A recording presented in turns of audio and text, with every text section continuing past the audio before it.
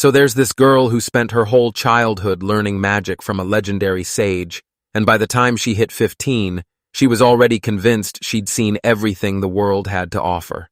But she was totally wrong, and now she's staring this guy down, asking who he even is and what his whole deal is. The guy introduces himself as Yakagisume the mage, and she's totally ready to throw down. And he just starts chucking fireballs right at him. Boom! That hit lands perfectly right on the money. And man, this guy is looking absolutely wrecked. Meanwhile, in a totally different spot, a timer starts ticking away. 3, 2, 3, 4, 5, 6, 7, 8, 9. 3 whole squads are just chilling together, and that includes Yikagi and Shun. Then we've got Shauna Reiji and Anu Mizuki. So basically, they got sucked into a whole new world just to take down a demon king. He takes a look around and realizes this is 100% real, so he knows things are about to get serious. Out of nowhere, Reiji just smashes a pillar. This guy is straight up using cheat codes, literally shattering the concrete like it's nothing. Mizuki's feeling a massive power boost and wonders if they've finally become real-life heroes. Man, if only there was a skip button to the final dungeon, but it's never that easy. So Yakogi tells everyone to lock in while Mizuki warns them a fight is definitely coming. Suddenly, they hear the sound of footsteps coming out of nowhere. They take a few more steps before Reiji suddenly freezes, sensing that something is lurking nearby. Suddenly, 2 mages crash the party. He thought he was only dealing with 1 hero, but now a whole squad is probably about to show up. They're basically just along for the ride, while Mizuki takes one look and realizes this is seriously bad news. If things keep going like this, these extras are going to team up with a demon just to take down the hero. Yakogi is freaking out, wondering why this is even happening, and the girl just shrugs and says she's definitely not fighting Reiji. She doesn't hate him at all. She's actually totally crushing on him. Yakuigi tells him to chill out because he's not even the bad guy, but the dude is being way too extra. He yells that he never liked them anyway, and then, suddenly a girl pops up and starts apologizing for barging in. She reveals she's actually the king's daughter, Titana Root Astel, and the other girl says she's a court mage named Felminia. The Yakogis actually think they're the ones who summoned them. The mage just gives him a total death stare while they're all standing there. Reiji introduces himself and his whole squad, but then Titana steps up and says they need a massive favor. They're being told to take out the Demon King and save the world, and man, talk about your classic anime trope. Everyone was just standing there like, are you serious? We really got called in for this? Yakagi's not having it, and right in the middle of the king's hall, he just shuts him down. It's not like I'm taking on a whole army or anything.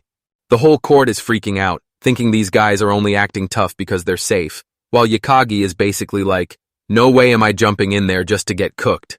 Reiji tells them not to sweat it since he's got their back, but Yakoge warns him to actually stop and think for a second. They're seriously asking us to fight a guy who leveled an entire country. The kid tries to apologize, but the king stops him and says Reiji is actually the real hero. Turns out he's got elemental protection, and the rest of the squad is just tagging along. Yakagi is absolutely fuming because Reiji is always the one getting picked for everything. The king basically tells them to wait until dinner to finally have their big talk. Reiji is itching to start the fight right this second, leaving the MC totally confused about what he's actually planning. Reiji tells him to just trust the process, but Yakogi is totally not vibing with it at all. Trying to scrap with a demon lord from another world when you have no clue what they can do is a total mistake. Way up in the frozen kingdom of Estelle, the legendary northern fortress held off the demon king for ages, but 6 months ago, the capital got slammed, and Nocius finally fell. Demons had zero use for humans, so they just hunted them down like prey, and only a lucky few actually made it out of that nightmare alive. These demons hunt humans down like they're just tiny bugs, and they're way too powerful to even bother talking. The Church of Salvation actually picked a demon king named Nakshatra to be their new leader. Man, talk about a total tongue twister. If these guys keep running wild, humanity is totally cooked, and since every government failed to stop the madness, they're putting all their bets on summoning heroes from another world, even though it's basically a 1 in a million shot.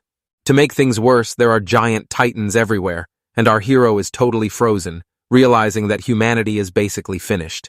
The old dude says that right now, the Demon King's chilling with the attacks, but soon, the country and all others will get wrecked by the army, just like what happened with the Gnosis Empire.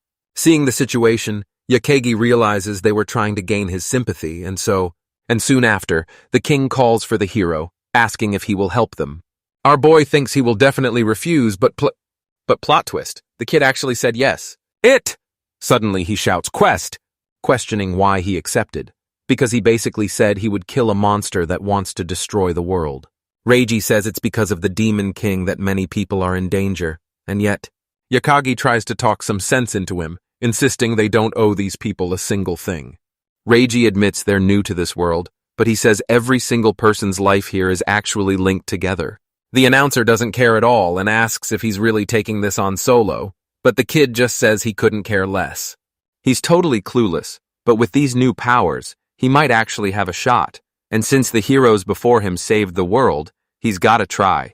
Even if if you don't want to go, you don't need to force yourself, and to be honest, if he stays safe, he'll already be happy.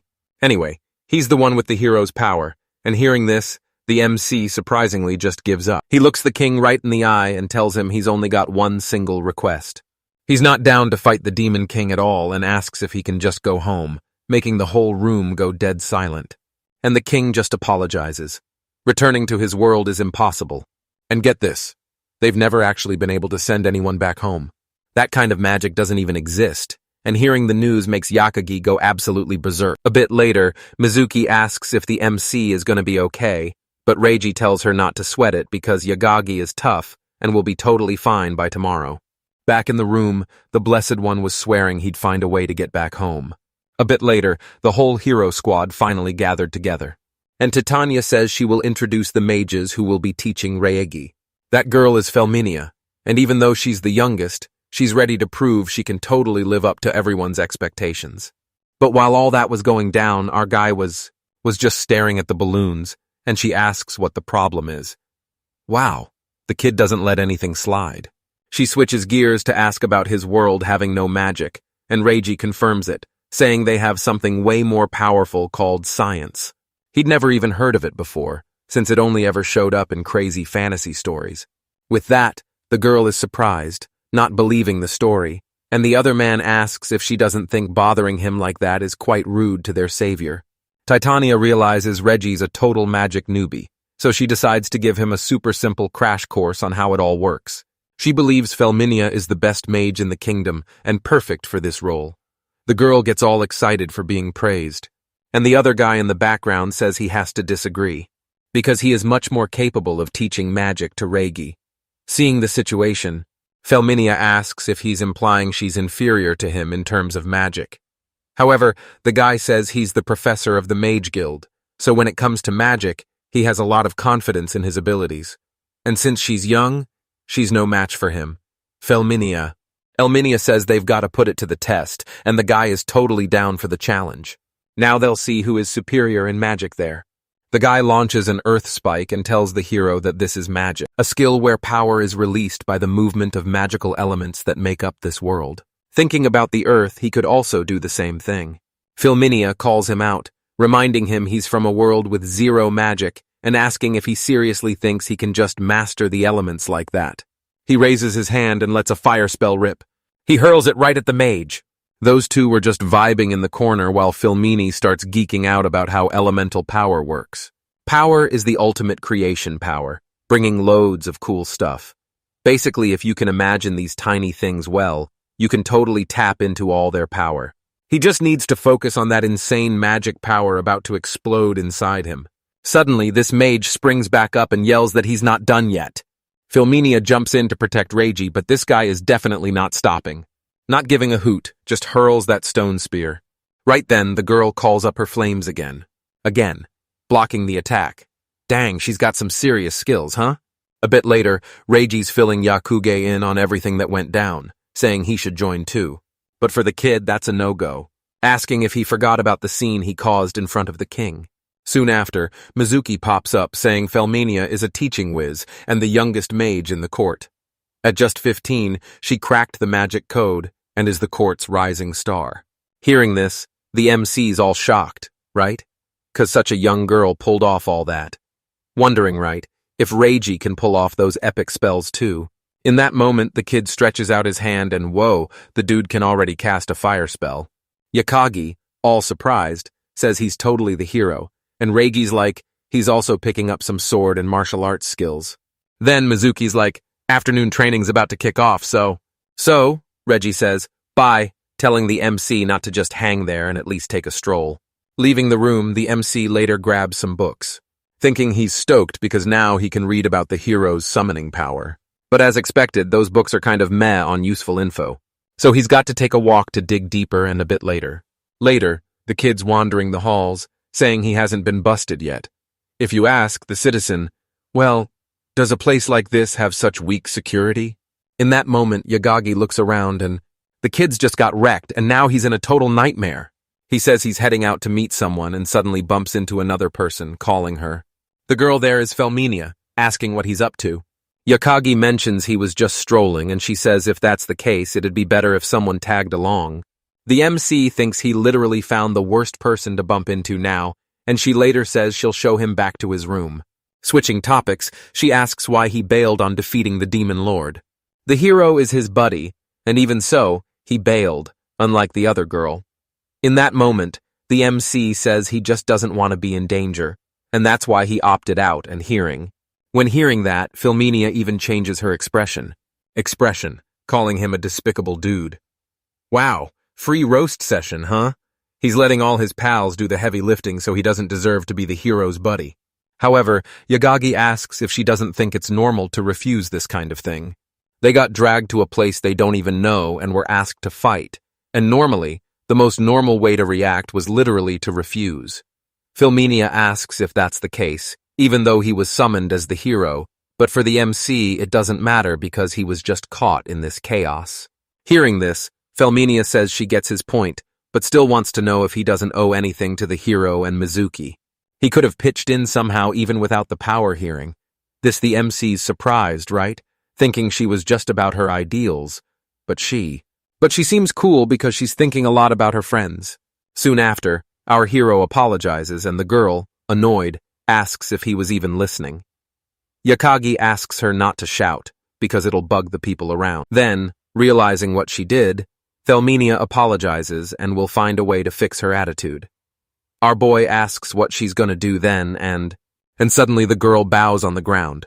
However, he doesn't get it, because it wasn't her who moved her body, asking what the MC did. Who responds that he just stood there.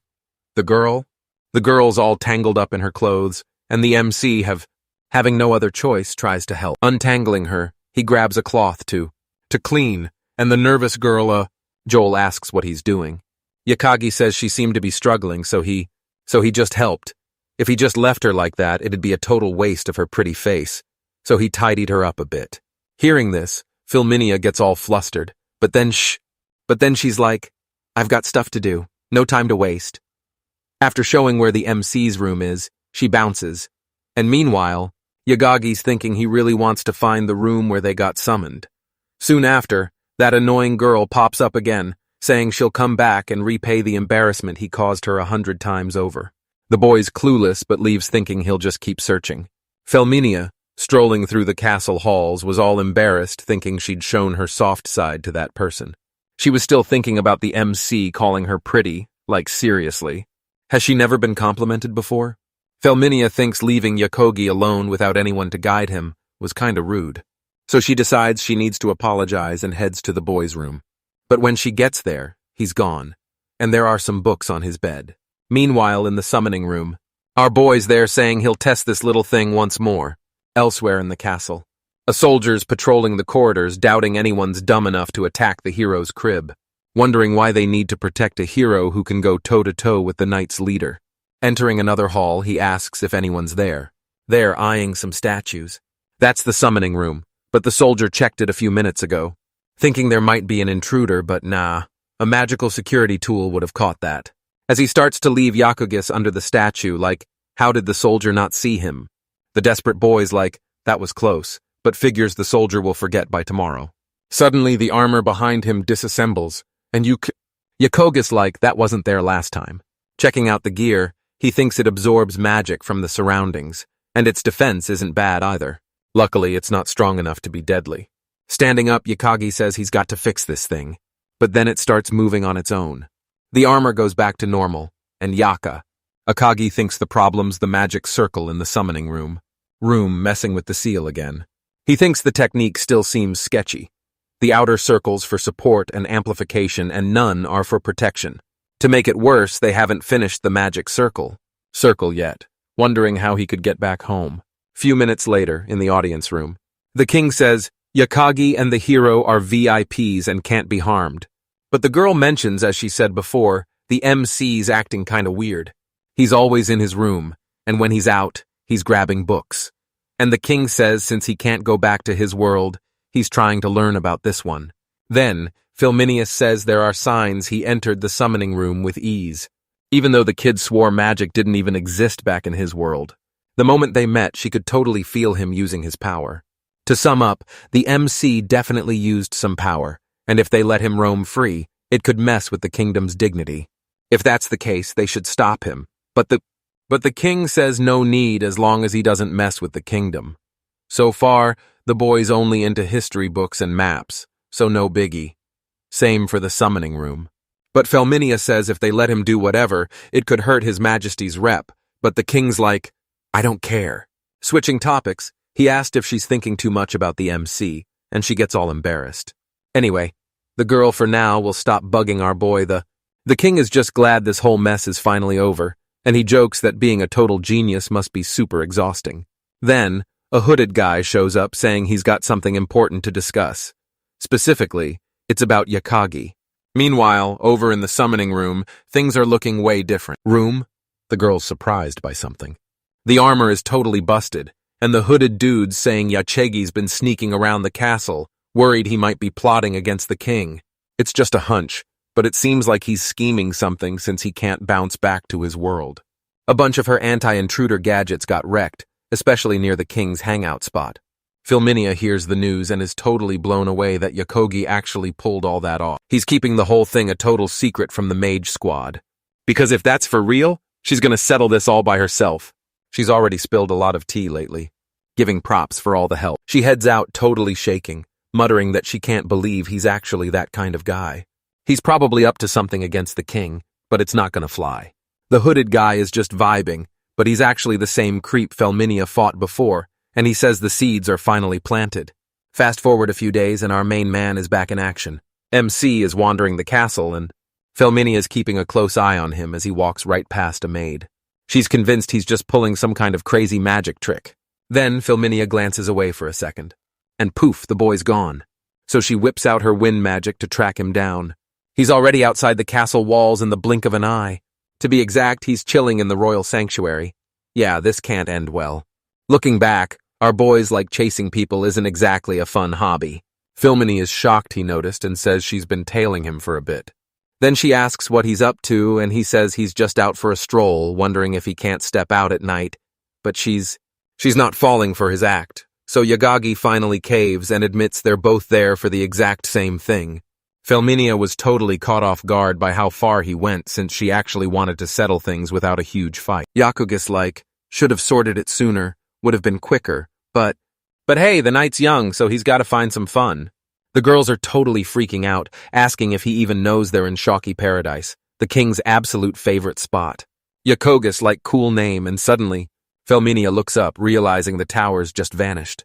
My guys actually prefer it when something's missing, so just look the other way.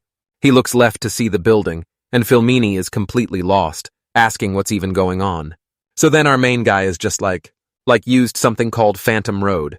He threw up a barrier and created a total mirror world. He mixed up numbers and made places that don't belong here, and yeah, it's kind of complex. She's totally stunned and wonders if it's magic, because she's never seen anything change the world like this before. But Yakagi's like, nah, it's simple, just a little barrier. Still, for Philminia, it's all new. And the boy's like, can't believe he has to explain everything, asking if the mages don't even know what a barrier is. If so, he's pretty OP in this world. Anyway, he explains it's a different place he made with magic, and even if he did something, no one would hear. Felminia is like, does he really think he can win with his magic level? She's from the Astel, a mage court, and won't lose to someone using cheap tricks. So if that's the case, she'll show him the flame of truth of magic. He fires off a spell and the whole place goes up in flames. Whoa, she's really bringing the heat now. Then our hero just snaps his fingers, and the attack just vanishes. Dude, how's this kid so strong? They're both totally shocked, and Felminia is freaking out because her magic just straight up vanished. The MCs thought that flame was dangerous. But honestly, it's just normal fire with a massive oxygen boost. His flames have no curses, no deep meaning. If magic doesn't have a cool backstory, it's weak. And if he were her master, he'd teach her the basics. And Felminia asks what's missing in her power. AMC is getting pretty annoyed and tells them exactly what it is. It's literally everything, cause all she does is throw out a flame. The girl's just standing there, totally clueless. This, while Yakagi whips up a magic circle out of nowhere. Felminia is all, "How'd you do that? Who even are you?" But the MC is like, "Chill, I'm just a regular dude. Just turn the technique into an enchantment. No biggie." He's thinking, do I really gotta explain everything from scratch? What's up with this world's magic? Basically, he made a magic circle and fired up some magic he'd done before. No way she can call it fake. She literally saw him do it right there. If she can't handle the truth, she's not gonna make it as a mystery scholar. Making magic simple is key in a fight, and Felminia's like, we've got stuff that doesn't need enchantments too. Yakagi's eyeing the magic circle, asking if this is top-tier magic for them. Obviously, big spells are a whole other level, asking if that's impressive to her too. With a snap, the dude's surrounded by a wind aura. Felminia is just staring, can't believe it, because he did it without saying a word. Our hero, totally bummed, cranks up his magic, saying he's done answering questions. Poor Felminia, she just wants to know what's going on because the guy in front of her can. Compared to heroes or even the Demon King is way more powerful than the MCs oh, by the way, I'm Yakagi, a brainy mage from modern Japan, hunting down the mysteries to crack this world's logic. Dude's a legend, right? Suddenly, Felminia is casting a fire spell, and the MC just blocks it with his magic circle. All chill. But she's not done, throws another fire burst, and the end. When the MC moving in just cancels it out, no sweat. The poor girl's mind blown because Yakagi's juggling all this magic at once. He's like, you lost when you couldn't cast what? You thought this was turn-based? Pulling something random from the magic circle, the dude literally summons a sword.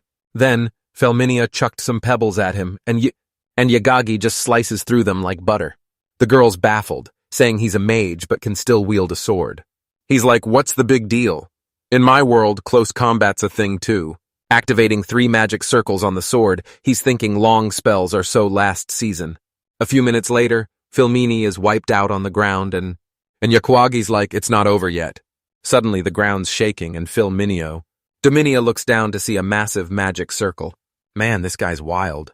There's an even bigger magic circle in the sky. Yakagi's like, better shield up with everything you got, and then light starts raining down. After all that chaos, the poor girl's got no chance. Yakagi, pointing his sword, says he won, asking if there's any issue with that.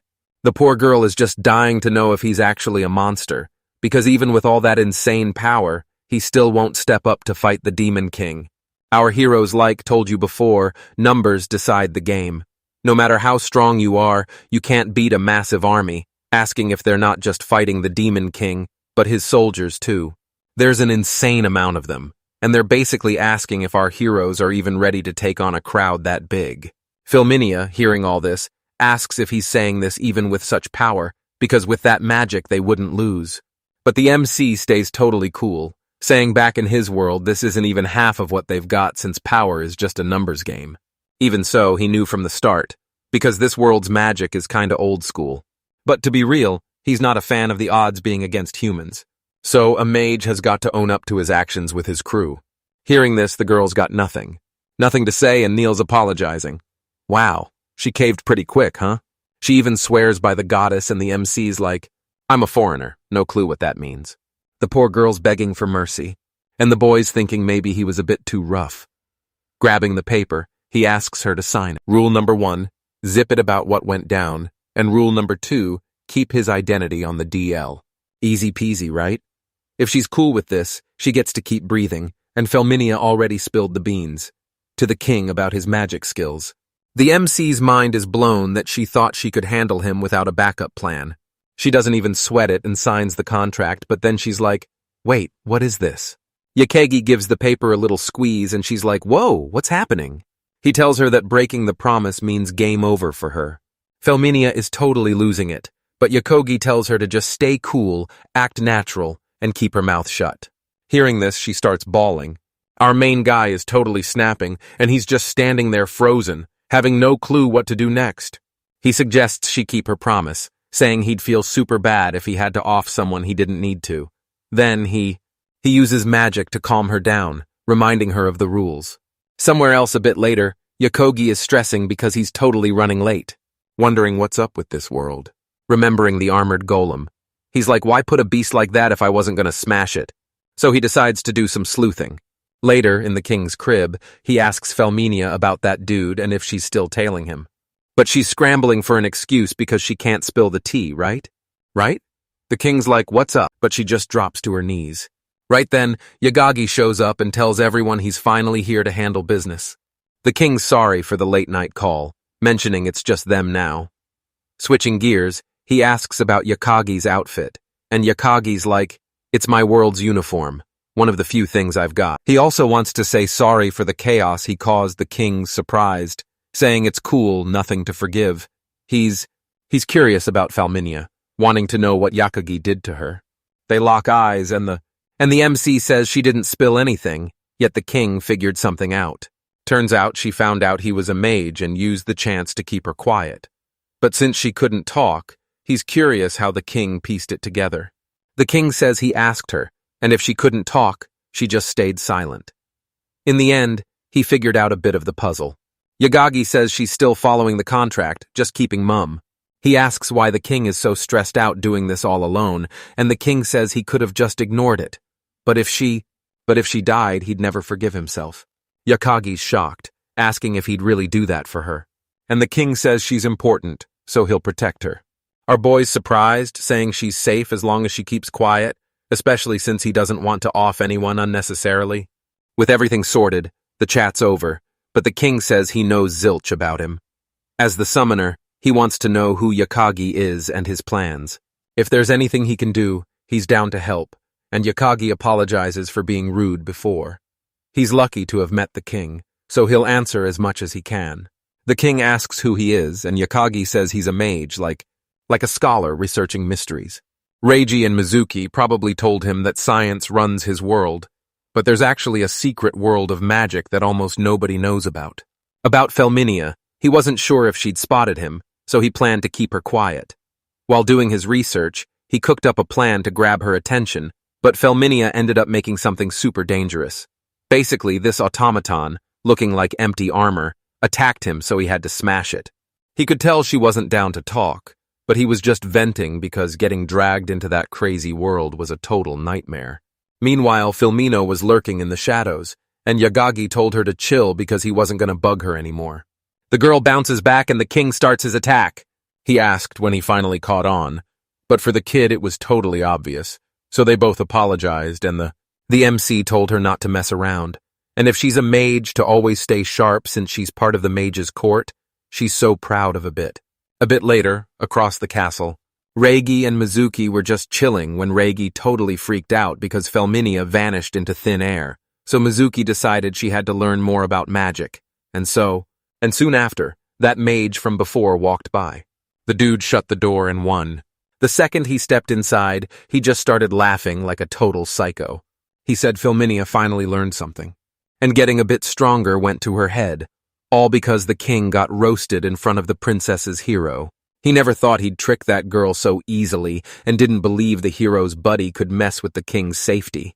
Anyway, she's getting booted from the court, and he wondered how the king felt about ditching one of his faves. Suddenly, our hero popped up, saying he seemed to be having a blast. The kid was all moody, sitting in the chair, asking what the next part was because there had to be more he wanted to spill. That's when the mage realized it was actually Yakagi and finally called him by his name. He asked if this was the very first time they'd ever spoken. The guy was super confused and asked how he tracked him down, but Yakagi just said it was way too easy. Just used a magic trick like the one on Felminia. Then he introduced himself one more time, finally telling everyone his name, promising to clear things up with his modern magic. Boy, this guy's got skills, huh? He claims he's got everything under control, but since he can't stop talking, he's already figured it all out and is just using his cleanup plan as a total cover-up. Plus, he wanted him to stop acting clueless since the king's already in the loop. He almost caught him before asking if he was the one who made that armor golem, But it's an obvious mage playing dumb, saying he doesn't know what he's talking about. Takagi said the one who did that was his master, and the mage, shocked, asked how he got so much info, and our hero reminded them again that the king was already in on the whole deal. Wanting to off him is pointless and just a headache, but it was expected that this would be his first revenge plan. Seeing what's up, the dude asked what he wanted to do with him, but the MC said nothing. After all, that right belongs to someone else. Filminia showed up, gave the dude a glare and said she couldn't believe he did all this. The MC just watching said she was his special guest and it seems the tables have turned right. Filminia was totally fuming, shouting that anyone who hurts people just because they're jealous doesn't deserve that court mage title at all. Out of nowhere, the guy just took off and everyone started chasing him down. While running, the MC noticed something was off, and the girl said she needed to apologize to him. Even if it was just a bit, she caused some trouble. But Yakagi said not to sweat it because he already cleared up the misunderstanding, and it was his bad for wandering around trying to find a way home. There was also the fact he tricked her before. He finally said sorry for being such a jerk and totally getting her all wrong. Forget the talk, Yakagi and her stayed right on that dude's tail. Meanwhile, on top of a tower, there was that guy with a weird look. This is the exact spot where the main character's whole squad got summoned. He caught the whole thing on camera, telling him he was trapped, but the guy looked way too confident for someone with nowhere left to run. Sure, still asking if he thought he left him with no escape by coming there without a plan. Raising his hands, a magic circle suddenly appeared on him. This guy was about to unleash something totally insane, and you just knew it was going to be a complete disaster. This mage is absolutely fuming because she stole his spotlight by summoning the heroes, making him look like a total loser, and now he's coming for her big time. Meanwhile, our hero's just chilling, saying she ain't the only one who can pull that off. Right now, the top priority is to shut him down, but bummer, in his current state, he can't swing it. Looks like there's some epic shield against spells in the magic circle and any outside damage. Right now, trying to stop this with raw power is a total disaster. He used the magic circle to yank people from another world, basically a forced summoning. This literally tears a hole into another world, and when the resistance shows up to stop it, all that force is just gonna bounce back and hit them twice as hard. To sum it up, the least that could happen is the whole castle area going boom. Felmini isn't buying it, but the MC says the craziest part is that only one person can use this magic circle trick, and since what he summons depends on his mana, he's totally cool if he doesn't bring out something huge. Suddenly, Felminia gets a light bulb moment, and a glow wraps the whole place. Right at that moment, a massive explosion goes off, and right after, Yakagi says he aimed the power up, so it probably wrecked the nearby rooms. The boy's hugging the girl, and when she looks down, all she sees is this giant monster. I'm literally just staring at this thing trying to figure out if it's a chicken, a lion, or what. Checking out the scene, Yakagi says it's a Class B beast, totally unexpected. Felminia freaks out, realizing they're actually flying. Yakagi's a bit lost, but then remembers flight magic isn't a thing in that world. To avoid falling, the only move is to hang on to him. Switching gears, Felminia asks if he knows what monster this is, and he says yeah, it's common in his world. She says Mizuki claimed there were 0 demons in his world, but Yakagi shuts her down and says she's totally out of the loop. Wait. The girl says, stuff like this is everywhere in his world, but blinded by science, they just can't see it. Demons are the ultimate enemies of humanity there, and his world is basically the same deal. Universe 2, the last beast in his world have mysterious names, proving nothing lasts forever. Basically, their natural force is speeding up the end. They take creature forms because it's easier to scare humans with something physical. To break it down, they're not alive, and it's called the Twilight Syndrome. His universe won't end from a weird attack, but still, civilization's end was set at its start. Once these crazy events swallow the whole world, humanity has to hit the reset button when that legendary final sunset hits. This story is getting super weird. Felminia thinks these beasts are way beyond the magical beasts there. And maybe Yakagi's world is in way more danger than theirs. The mage down there was all sure, saying it's not that hard to summon a beast like that. After all, he's not the only one who can use this spell. At this point, Yakagi points out he keeps saying the same thing. Asking if he's run out of new lines, and the guy all flustered says now he has to handle the magical beast he summoned, but the kid's pretty sure saying it won't be that tough then. Then the wizard orders his magical beast to attack. Attack! but the creature just chills. The poor dude's clueless because that thing's not listening right. But as life goes, the creature turns on him and the guy's done for. After that, Filminia asks why that happened, and Yakagi says it's because of the magic circle. The spell was meant to summon more heroes, and since it called a beast, of course, it won't listen. Listen, given the sitch, the main focus now is dealing with that monster. At this point, the girl throws a fire spell at the monster. But it does zilch. Yagagi all pumped. Trump says they gotta find a way to beat it. Filminia asks if he didn't say magic's useless against it, and Yagagi says that's true, but magical techniques are a whole different story. Dude, this kid's got skills. Casting a magic circle right in the air, no cap. With just one move, he... See you next time. Way easier than expected, right? Landing like a boss, Yakagi says it. Says everything's chill now, and the girls all, is that really magic? Wondering if wizards can actually pull off stuff like that. Even if she's just totally stuck on the tiny details of her own world that you can't even understand. Yakagi's like, nah, I'm just a mystery nerd. And maybe wizards here chant epic spells, but he's different. Wizards from the other universe are all about explaining stuff and becoming all-powerful. All this to be unbeatable wherever they roll. Basically, he's got to crack the magic code and fulfill his dad's dream. So he's totally gonna find a way back to his world and snag something called the Akashic Record. Suddenly, the MC hears a noise in the rubble, and there's the wizard, all beat up, but still kicking. Yagagi starts laughing and says this guy has the worst luck ever, but it's actually way crazier than it looks. But it's cool because he's totally wrecked as expected. Meanwhile, the mage is all hyped, saying it's wild to use those moves to beat the monsters. A few minutes later, other soldiers show up and fill many as light. Let's keep this on the down low. No one needs to know what the kid did. Then a soldier's like, what happened? And Filminia's all, the last wizard went rogue, so we handled it. Asking to spill the tea to the king ASAP, and Yakagi's thinking she's kind of fibbing. With everything sorted, the soldiers handle the wizard, and the MC's shook she fixed it all. Thanking for the help, she's all smiles, and the kid's still clueless. Filminia's like, we should bounce back to the castle soon. Gotta tell the king, right? Later, at the capital's gate, the hero squad's on the move. And Yakogi's chill. But Reiji's like, nah, I'm low-key stressed. Maybe saying yes was a bad call. Even if he's the hero or not. The demon army is still coming and they got to figure out how to fight. He's not sure about anything, so they'll face tons of baddies now. And when they're just waiting for the perfect moment to crush the demon king. But the host asks what happens if someone else steals the win if they quit, leaving a shocked Reiji to claim they literally can't move an inch. Move forward with that mindset. He thinks if he doesn't step up, he'll end up toast sooner or later. Yagagi just laughs, saying he's always diving into stuff unprepared. He doesn't hate this side of him, but he should think more about the enemy this time, because it's a whole new level. But for Reiji, he's already mentally ready. Our boy says, if he's doing this just to survive, there's nothing. More to say, just don't do anything wild. Switching gears, Reiji asks if Yagagi's cool cause he ticked off that Imperial court sorcerer. As far as he knows, during the chaos, the MC was nearby. But the kid's like, not really. Anyway, the kid's glad nothing happened, and Yakagi mentions the ritual site's toast.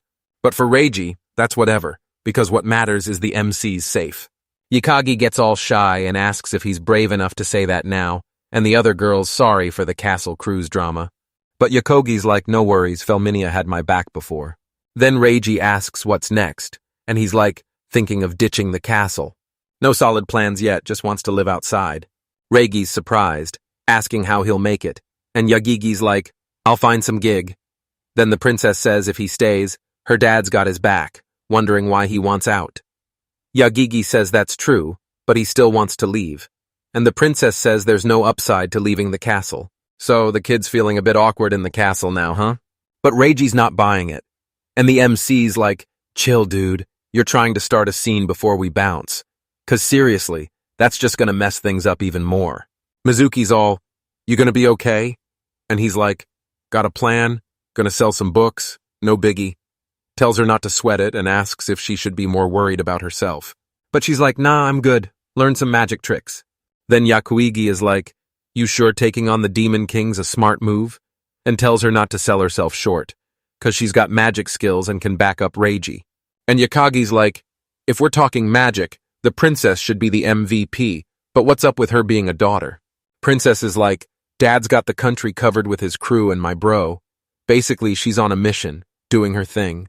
No matter how OP Reiji is, he can't solo this. So she's the chosen one, and she's all in.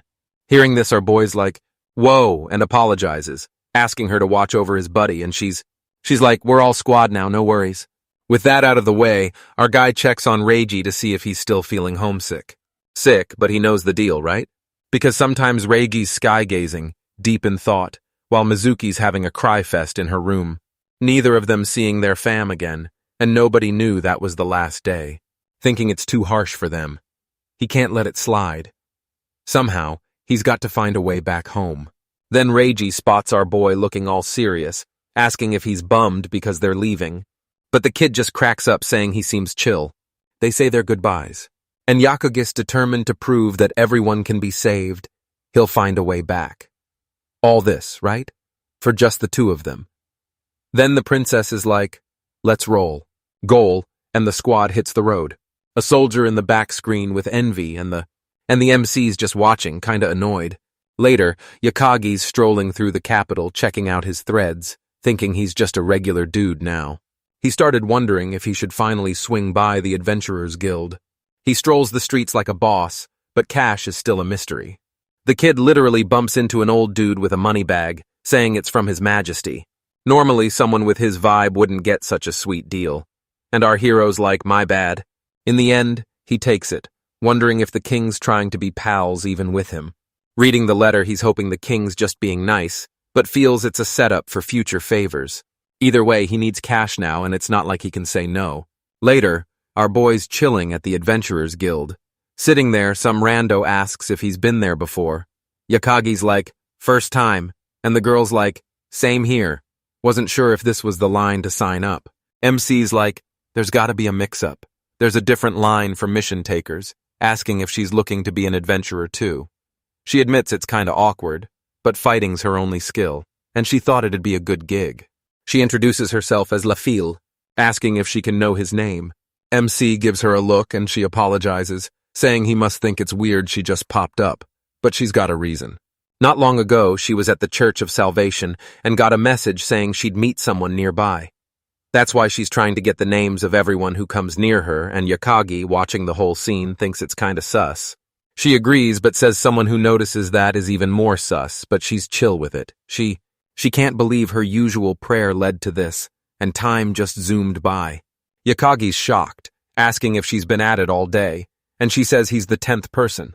Plus, some folks thought she was hinting at other stuff. But the dude thinks any guy would feel that way if a pretty lady like her started chatting them up. Switching gears, she asks for his name, and he says he's Yagagi. He asks if these church messages happen a lot, and she says she's a regular churchgoer, but hearing a message is rare.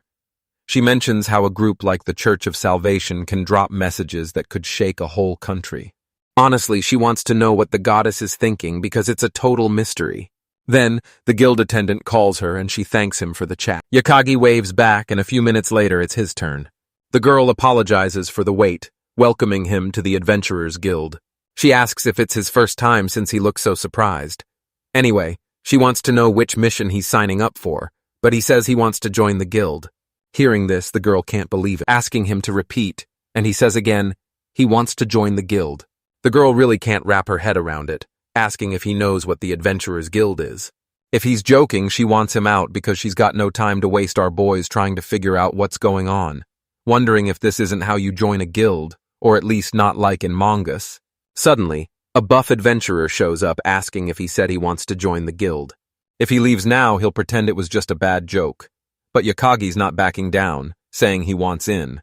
The adventurer asks if he thinks his scrawny self can fight at his level, and our boy, without missing a beat, says yes, asking if there's a problem.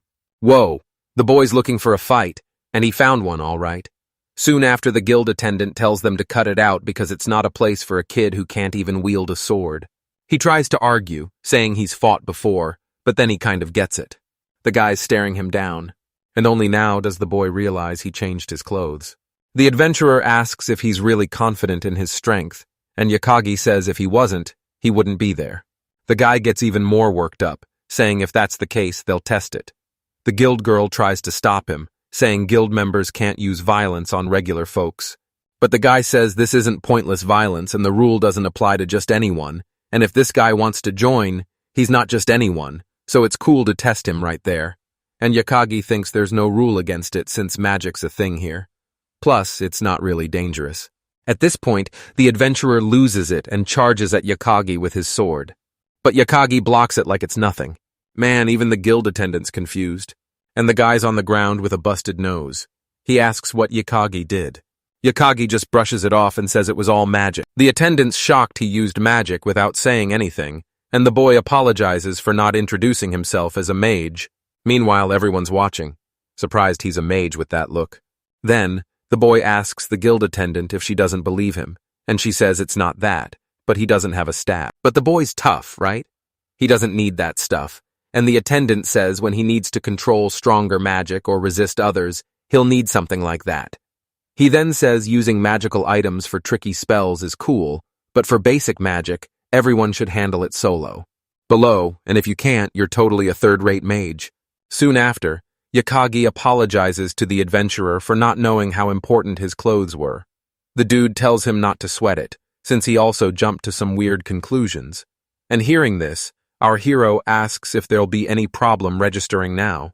A few minutes later, everything's sorted, and the gilded girl says she didn't mean to be rude, but his name is kind of funky. Hearing this, the boy just grins, saying people say that too, while thinking that even in Japan his name is unique. Then, the girl asks him to spill which element he uses, and it's top secret info no one else should know afterward. Our hero gets all thoughtful, and then says he thinks he's at least a fire mage. At this, the girl is shook, asking if the magic he used before wasn't fire, and Yakagi says he can use wind too, so the attendant figures he can use two elements. Meanwhile, checking out the scene, Yakagi thinks since he got there, they seem to care a lot about elements. Initially, he used numerology magic that could summon any element depending on the combo. Soon after, the guild attendant asks if he can do restoration magic by any chance. Hearing this, our hero is puzzled, and the attendant asks if he's at least familiar with it. Obviously, our hero says he's not, thinking it probably must be healing magic. After this snooze-fest convo, she says she'll measure his skill level to see which rank he fits into. Finally, introducing herself, she says her name is Dorothea, and she's in charge of new guild members. Apologizing for the earlier treatment because Araha has a super short fuse and hasn't been chill lately with folks coming from the countryside, there are loads who want to be adventurers, but none have any kind of skill, and others with shady intentions try to join the guild just to mooch off the perks, and this type of person has increased in the last 2 or 3 days because of the hero's appearance.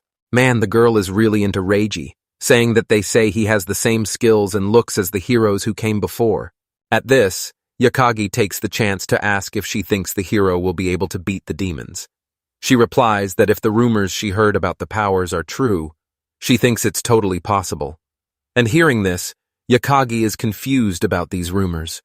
Info about the hero's powers comes from history books, and heroes have been summoned to their world a few times when big problems popped up. Their power is massive, and an example of this is a sword skill that can slice titans as big as the sky, and there are tons of stories like that, asking what he thinks about it, and if the hero will be able to succeed. The boy stays quiet for a few seconds, but then says that if the current hero has the power, she says, then it might be possible. But he also thinks that the idea of winning just because the hero is there, or because he is the hero, is kind of naive. Suddenly, Dorothea cuts him off, saying he can't say stuff like that outside, and that if the Church of Salvation peeps hear it, he will definitely be toast. Despite what he said, the guild members can't believe it because, hyped by the hero's appearance, their guild started getting loads of missions. Basically, they weren't stopping, and Yakagi figures that was why he was sent away, as he seemed like a pretty normal dude. She says it would be a different story if there were a guild guardian, and that it's super weird for a newbie to enter there without a weapon. The kid hearing this just apologizes, but the girl says it's cool as long as he gets it now. Switching gears, Yakagi asks exactly what this skill measurement is about, and obviously things are going to get more interesting, putting the MC in a showdown. The poor guy doesn't get it, but on the other side, there are already some extras waiting for him. Dorothea says she'll see how he does with those two people. Seems there's a mage and a warrior, and the MC meanwhile is just quietly watching, asking if there's no other way to check his level besides this fight. And she asks if, by chance, he knows any better method than this.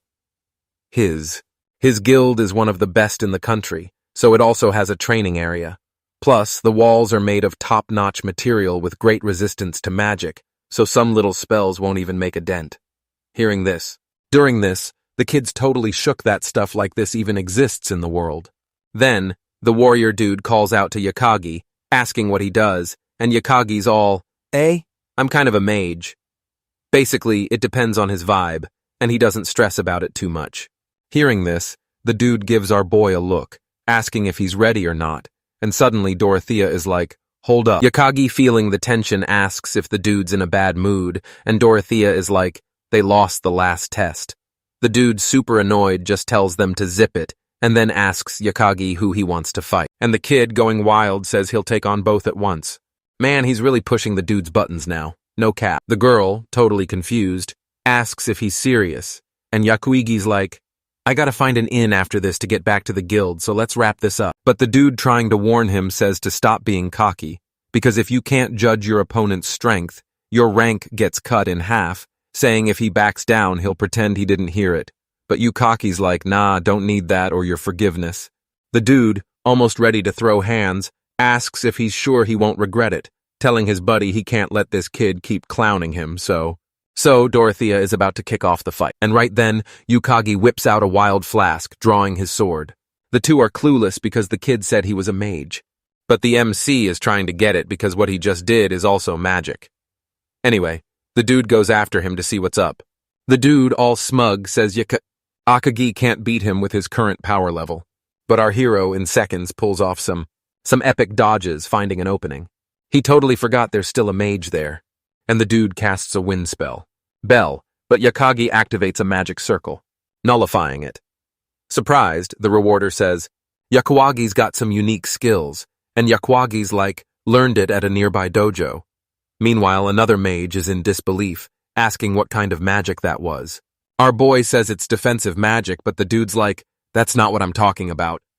The guild attendant pops up, shocked to used magic without saying a word, and the boy's like, no need to add an element to defensive magic.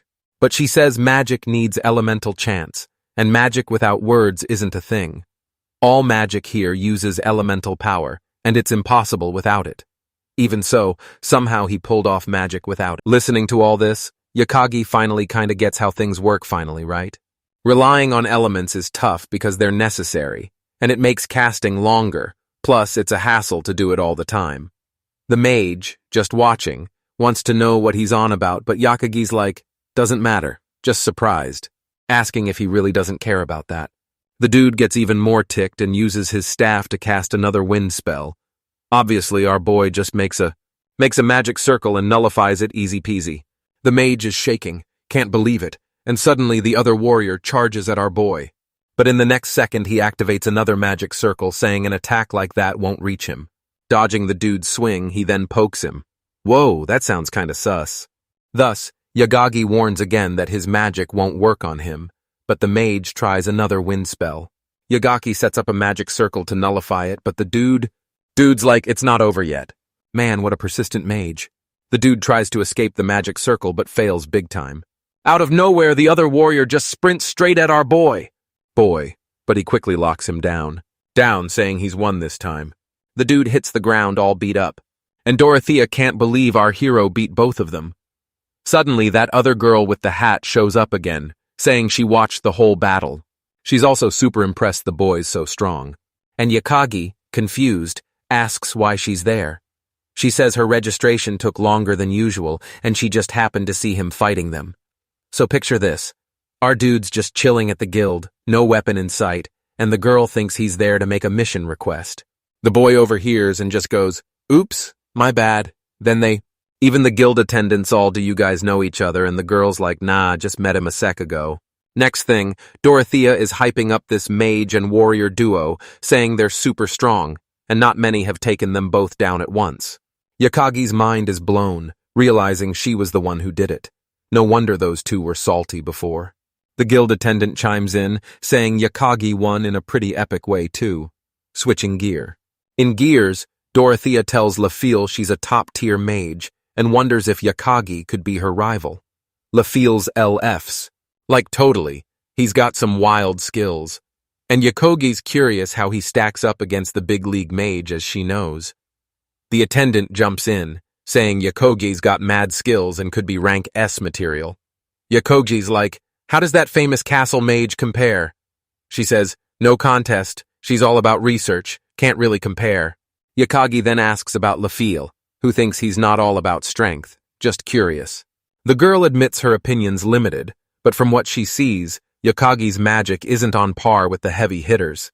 The real pros could level a city with one spell. Ouch! She really roasted him there. Dorothea is curious, asking who Yakagi really is. Being so good in fights yet unknown, obviously he can't spill the reincarnation beans, so he just says he's from far away. Yakagi asks Lafille if she's heading to Nephilia, and she says she's planning to study magic there. She's not super into magic yet, so she wants to start fresh. Yakagi's like, all this for magic? And she nods, admitting she never took it seriously before.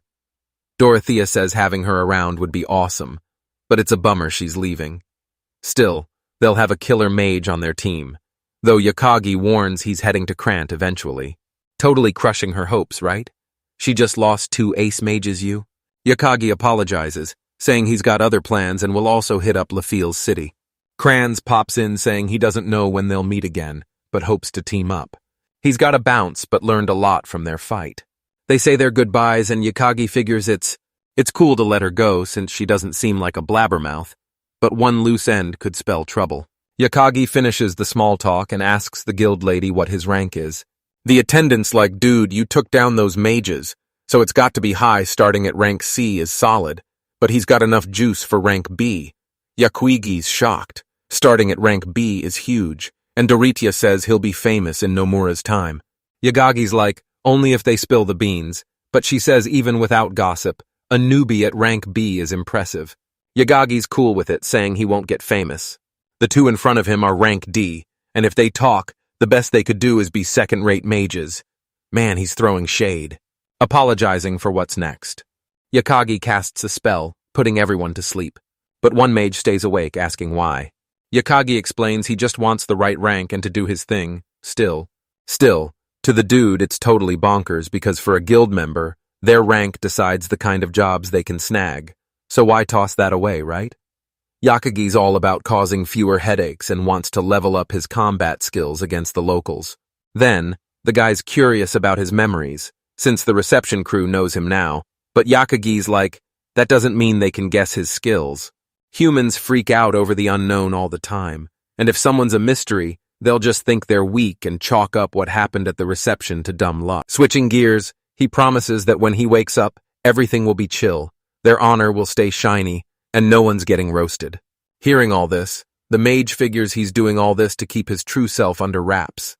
Our hero's like, nailed it. And that's why he took on the 2 at once. In this, a few days zoom by and our hero's been grinding, taking a breather. He thinks it's his first workday, so he doesn't want to be wiped out. His big mission is to find a way back home, and he's already devoured most of the books at the palace, so he's eyeing the kingdom of Nephilia for more deets. To hit up Nephilia, he needs to head to Crant's city, chilling on the western edge, but he kinda wants more juicy info on Nephilia first. Anyway, he's gotta handle business and bam, someone bumps into him.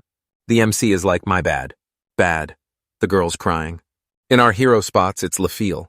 A bit later, in the capital, the MC chats up an old dude saying he snagged the gig to escort his merchant caravan. The old dude's like, he's the boss of his crew, and his name's Galeo. It's awesome having someone who can heal, and if anyone gets banged up on the way to cramps, they're counting on him. They're bouncing soon, so no need to wander off. Suddenly, someone hollers for the MCE. AMC, and it's Lafille again. The kid's like, why are you here? And she says she's tagging along with the caravan too. Yakagi's shocked, thinking she'd chill for a bit, and she says that was the plan, but a gig she took 2 days ago paid big bucks. So she stacked the cash she needed and decided to speed things up. Plus, she wanted to chat about the morning, saying sorry for everything. Yakagi tries to ask if something went down, but stops seeing she's not comfy. Switching topics, he asks what gig she took. She says it was dealing with some ghouls, and since they're kinda dangerous, it was an emergency gig with a sweet reward. Hearing this, the boy's clueless about what kind of monster that is, wondering if it's an ogre. But nah, they're totally different. They're monsters that literally munch on humans. The boy's shocked, cause he never heard of that, and LaFille says people like him aren't that common. Basically, they're a subspecies of giants, and since they're not huge, they're a super strong creature where it's said a single ghoul can wreck a small fortress. But the kind of place they pop up isn't around here. Hearing this, our hero's analyzing, thinking he read about powerful creatures in the castle's books, and, according to them, there are two main theories. The first is nature's stagnation causing powerful creatures to appear, and the other is a demon making new minions. But natural generation here is low, which probably means there's a demon lurking. Hearing this, the girl's surprised, agreeing it's probably true. Suddenly, the other old dude calls them back to the caravan. Yakagi asks if something's up, but she tells him to chill. Still, something's fishy and Yakagi's on the same page. A bit later, the whole squad's on the move. And Yakagi asks about some goddess Elshuna. LaFille says she made the sky and earth they live on, and there's no one above her on earth, where she's top dog among mystical creatures too. Hearing this, Yakagi thinks the people here probably only roll with one religion. Right after, LaFille spills the tea about all these different species, from dwarves to dragons, and how they all vibe with this goddess. He wonders if Yakogi's world had anything like that, but Yakogi's all, nah, we just debated if they were even real. LaFille's like, you'll probably spot some when you hit Nephalia. Still, it's kind of wild that Yakagi's clueless about goddess Elshuna from his world. The girl gives him a side-eye saying he's been talking way too fancy lately. They're only a year or two apart, so no need for all that formal stuff. If anything goes down, they can swap info easier, and he can just call her by her name. The boy, all flustered, tries to say her name, and she totally roasts him. Out of nowhere, someone suggests a break, and the squad starts gathering. The girl says those are her ghoul mission buddies, and she's tight with them now. They're calling her over, asking if she wants to roll with them. The boy's cool with it, so she bounces, and he keeps watching her. Wondering what Reiji and the crew are up to now then? Then the scene flips to the other dude battling a giant monster. The boy's struggling.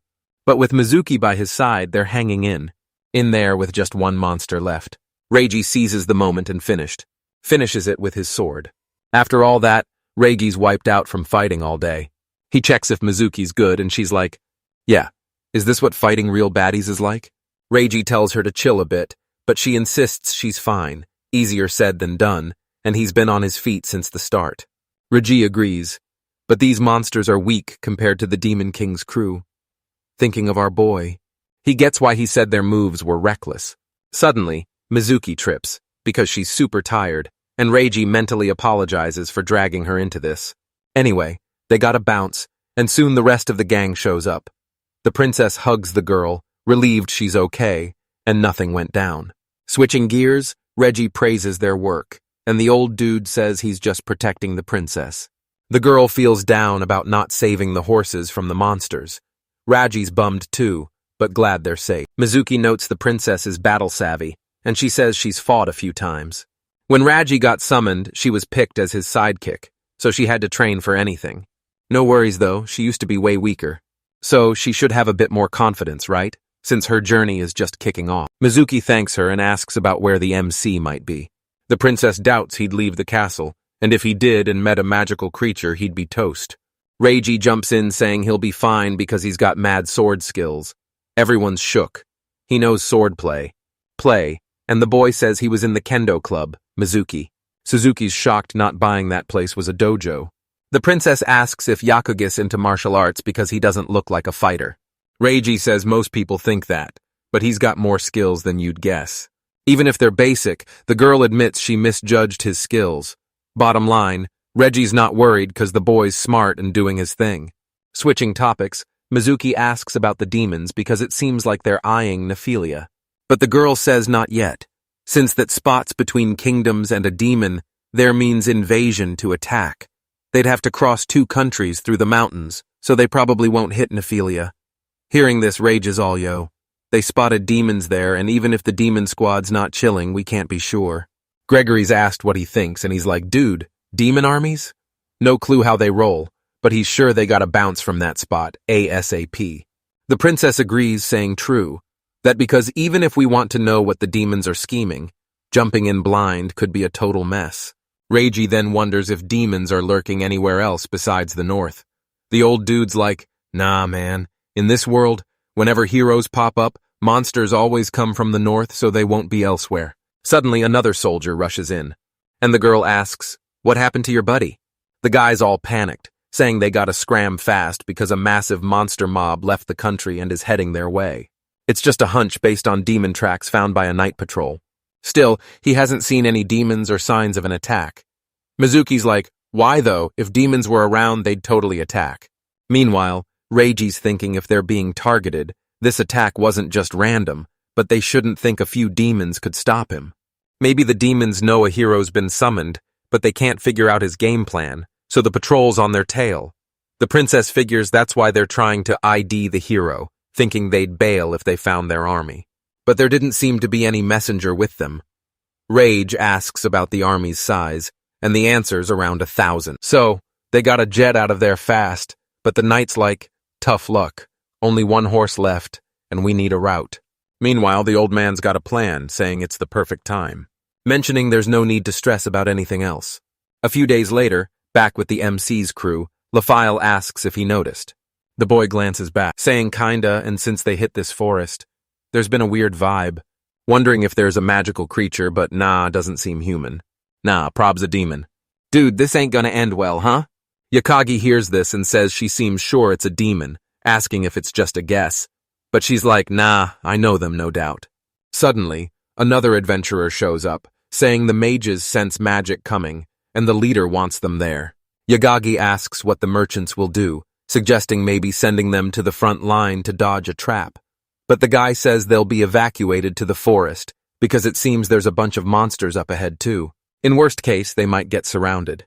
The leader thinks it's better to keep them in sight than risk a sneak attack, and Lafile asks who's gonna fight on their side. If there's a chance of being surrounded, they need someone to cut down their numbers. But the guy's like, we're not trying to spook them, because if we just defend, the monsters won't sweat it. Anyway, he's heading back to his post, leaving the rest to them. Lafile mentions she's not sure what's coming, but what she's seeing aren't just any monsters. They're demons telling them to inform the leader ASAP.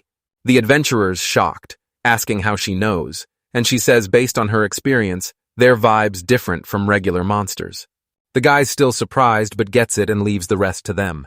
Soon after, Lafile grabs a massive sheath and pulls out a sword. Our boy's just staring, shocked she's a swordswoman. Then she heads to the front line, saying she's gonna strike first. Yakagi asks if that's cool since there's still some distance to the enemy, wondering if she should chat with the leader first. But she tells him to look around, because the adventurers and soldiers are all about defense, and that's not gonna cut it. So he should join in and attack the demons. All of them, no cap, are out here just to steal and wreck stuff, and if he wants to do something about it, just defending ain't gonna cut it. Hearing this, Yakagi says he gets the risks of just playing defense, but that doesn't mean it's a smart move. Leafield asks if he's saying she should focus on defense, and Yakagi says she probably can't take him on solo. They should bounce and come up with a better plan, but she says she knows the drill and won't sleep on their powers now, asking if the MC can handle all of them. Mentioning again that demons are bad news. From the moment they pop into existence till they peace out, they never make a good call. So they gotta find a way to end them all. She won't leave a single one standing and starting to dip, says that's all. Our boy tries to stop her, but she just thanks him, asking not to stress anymore. The only thing he has to do is watch the cargo, but duh. It's obvious our boy keeps tailing her. A few minutes later, a squad of monsters rolls up. Whoa, those demons pulled up, huh? Yakagi just chills, waiting for his moment to throw hands. Then Lafile shows up slashing one of them. Whoa, the girl's got mad skills, huh? At this, she says the fight ain't over yet. There are way more of them than last time, plus some are still hurt, and they're short on crew. Suddenly, our boy closes his eyes and, thinking hard, realizes there are about 20 of these monsters. The other guy says they can't dip from this spot, so they'll have to face them head on. The other merchant there was shaking like a leaf, saying he only came to Nephilia for errands, and Lafiel tells him to chill because she'll sort this out. Telling the MC that it was almost time, the ground starts to rumble, and you can only see that squad of monsters charging. At the same moment, Lafiel's sword starts glowing, and she begins taking them all down. Our boy just watches, wondering if she might be human. This crazy strong power isn't just physical, and can mess with all kinds of life, thinking maybe the girl's more spirit than human. The girl, meanwhile, keeps facing all the demons, asking if that's all they got. The soldiers start feeling hyped, realizing that with Lafiel by their side, they might have a shot. Suddenly, the ground starts shaking again, and the other mage there warns to be careful because she sensed a big magic vibe. More monsters show up. Lethal asks to fall back, and right then an explosion goes off. Then a different demon shows up. Whoa, this one's beefier than the others, huh? All smug, he says he finally found it. The MC from a distance just watches, wondering about what he had said. Everyone there was shook by this demon, and Yakagi thinks this monster is on a whole different level. The demon then says it seems he's not what the rumors say, assuming it might be fake news. Even so, it doesn't matter because what he's gonna do now won't change. Calling out to all humans, he announces that his name is Rajas, and he's one of the 7 generals repping the army for the big demon king. There's no way weaklings like them can survive after crossing his path, telling them to be obedient and despair, huh? Lafiel gets heated and charges at the general. What's this? Just like that? The guy blocks the attack calmly, saying it seems she has some skills. The girl asks if he forgot her sword and much less who she is. The monster pauses, thinks, and then says he remembers, asking if she's that survivor from the Gnosis army. Seems she dodged death on the road and survived, even though everyone else got wrecked. With that, the girl charges at him, throwing a bunch of strikes, but none of them land. All smug, the monster says her moves are too basic, counterattacking. But soon after, our hero jumps in to defend her. The girl asks him to bounce, and Yakagi, summoning a magic circle, manages to launch some kind of attack on the demon. However, the creature was still standing, landing a hit on Yakagi, but he barely dodges it. Seeing that, the demon is shook, wondering how that didn't crush our hero, as it should have at least flattened him. At the same moment, our boy pops up behind him and hits him with earth magic. The creature fell so hard that its head went underground. Our boy keeps going, but suddenly another explosion happens. Thinking about it, he figures that nasty power could never vibe with a human after all. It's probably some wild loot from another dimension or something. The demon's all like, whoa, didn't see that coming. Totally shocked a mage could level up this hard. Yakogi's like, dude, you're all talk, but you keep whiffing your shots. The monster's like, bruh, you can't talk with that weak sauce power. Then Lafiel's like, chill Canatus, cause this monster could nuke the whole place if he wanted. Right then, the big dude roars. And Yakagi's thinking, another one of those slackers, huh? If that's the deal, he's gonna go all out while he's still got the upper hand. But oops, too slow, cause the monster's already bouncing. He tells Lafiel his power ain't something to sleep on. Once he rallies his crew, he's coming back for round 2. Hearing this, the girl asks, so what's with those demons up there? He says just a tiny squad of my army. At least he's sure she knows a demon army ain't that small because he's got them surrounding the whole area, where they'll totally wreck any human they spot. With that, the dude dips.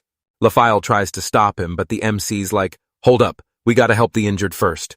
The boy checks if she's cool, and she says, sorry. Time flies, and the MC's busy helping the adventurers.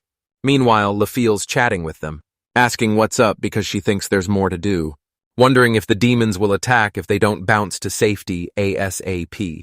But then, this other dude's all mad saying they got attacked because of her. Probably the demon was gunning for her and caused all this chaos.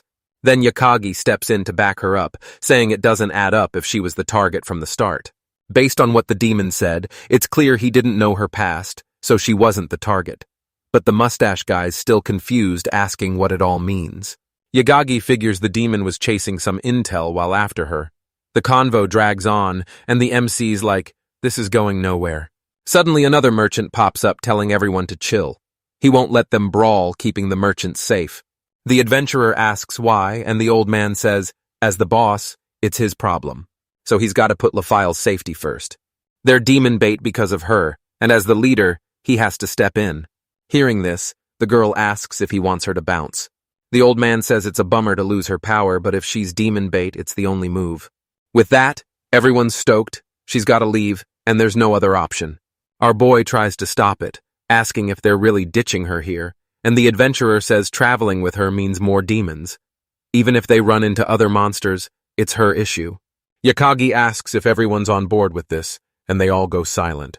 The adventurer says Yagagi probably wants the same, and the MC's like, nah, never thought that. The dude even jokes Yagagi's crushing on her cause she's cute. Hearing this, the boy's ready to throw hands. Suddenly, Leafield steps in, saying fighting won't change a thing. Soon after, the old man says they're heading back and she gets it with no other choice. She says she'll go a different way. A few minutes later, she's packing, and the MC is wondering if this is really it. The other adventurers are probably thinking the same. Then, Lafiel looks at the MC, saying even though they didn't hang much. She hopes he reaches Nephilia safe. She leaves, and Yachegi's left, wondering if this is how it ends. The other dude tells Yagagi they're bouncing, but Yagagi's all, nah, I'm sticking with the girl, thanks for everything though. The merchant's like, wait, are you sure?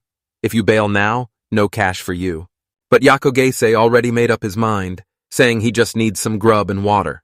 As he's packing this other adventurer shows up, and man, he's a total buzzkill. Yakagi's had enough, snaps his fingers, and boom, takes him out in seconds.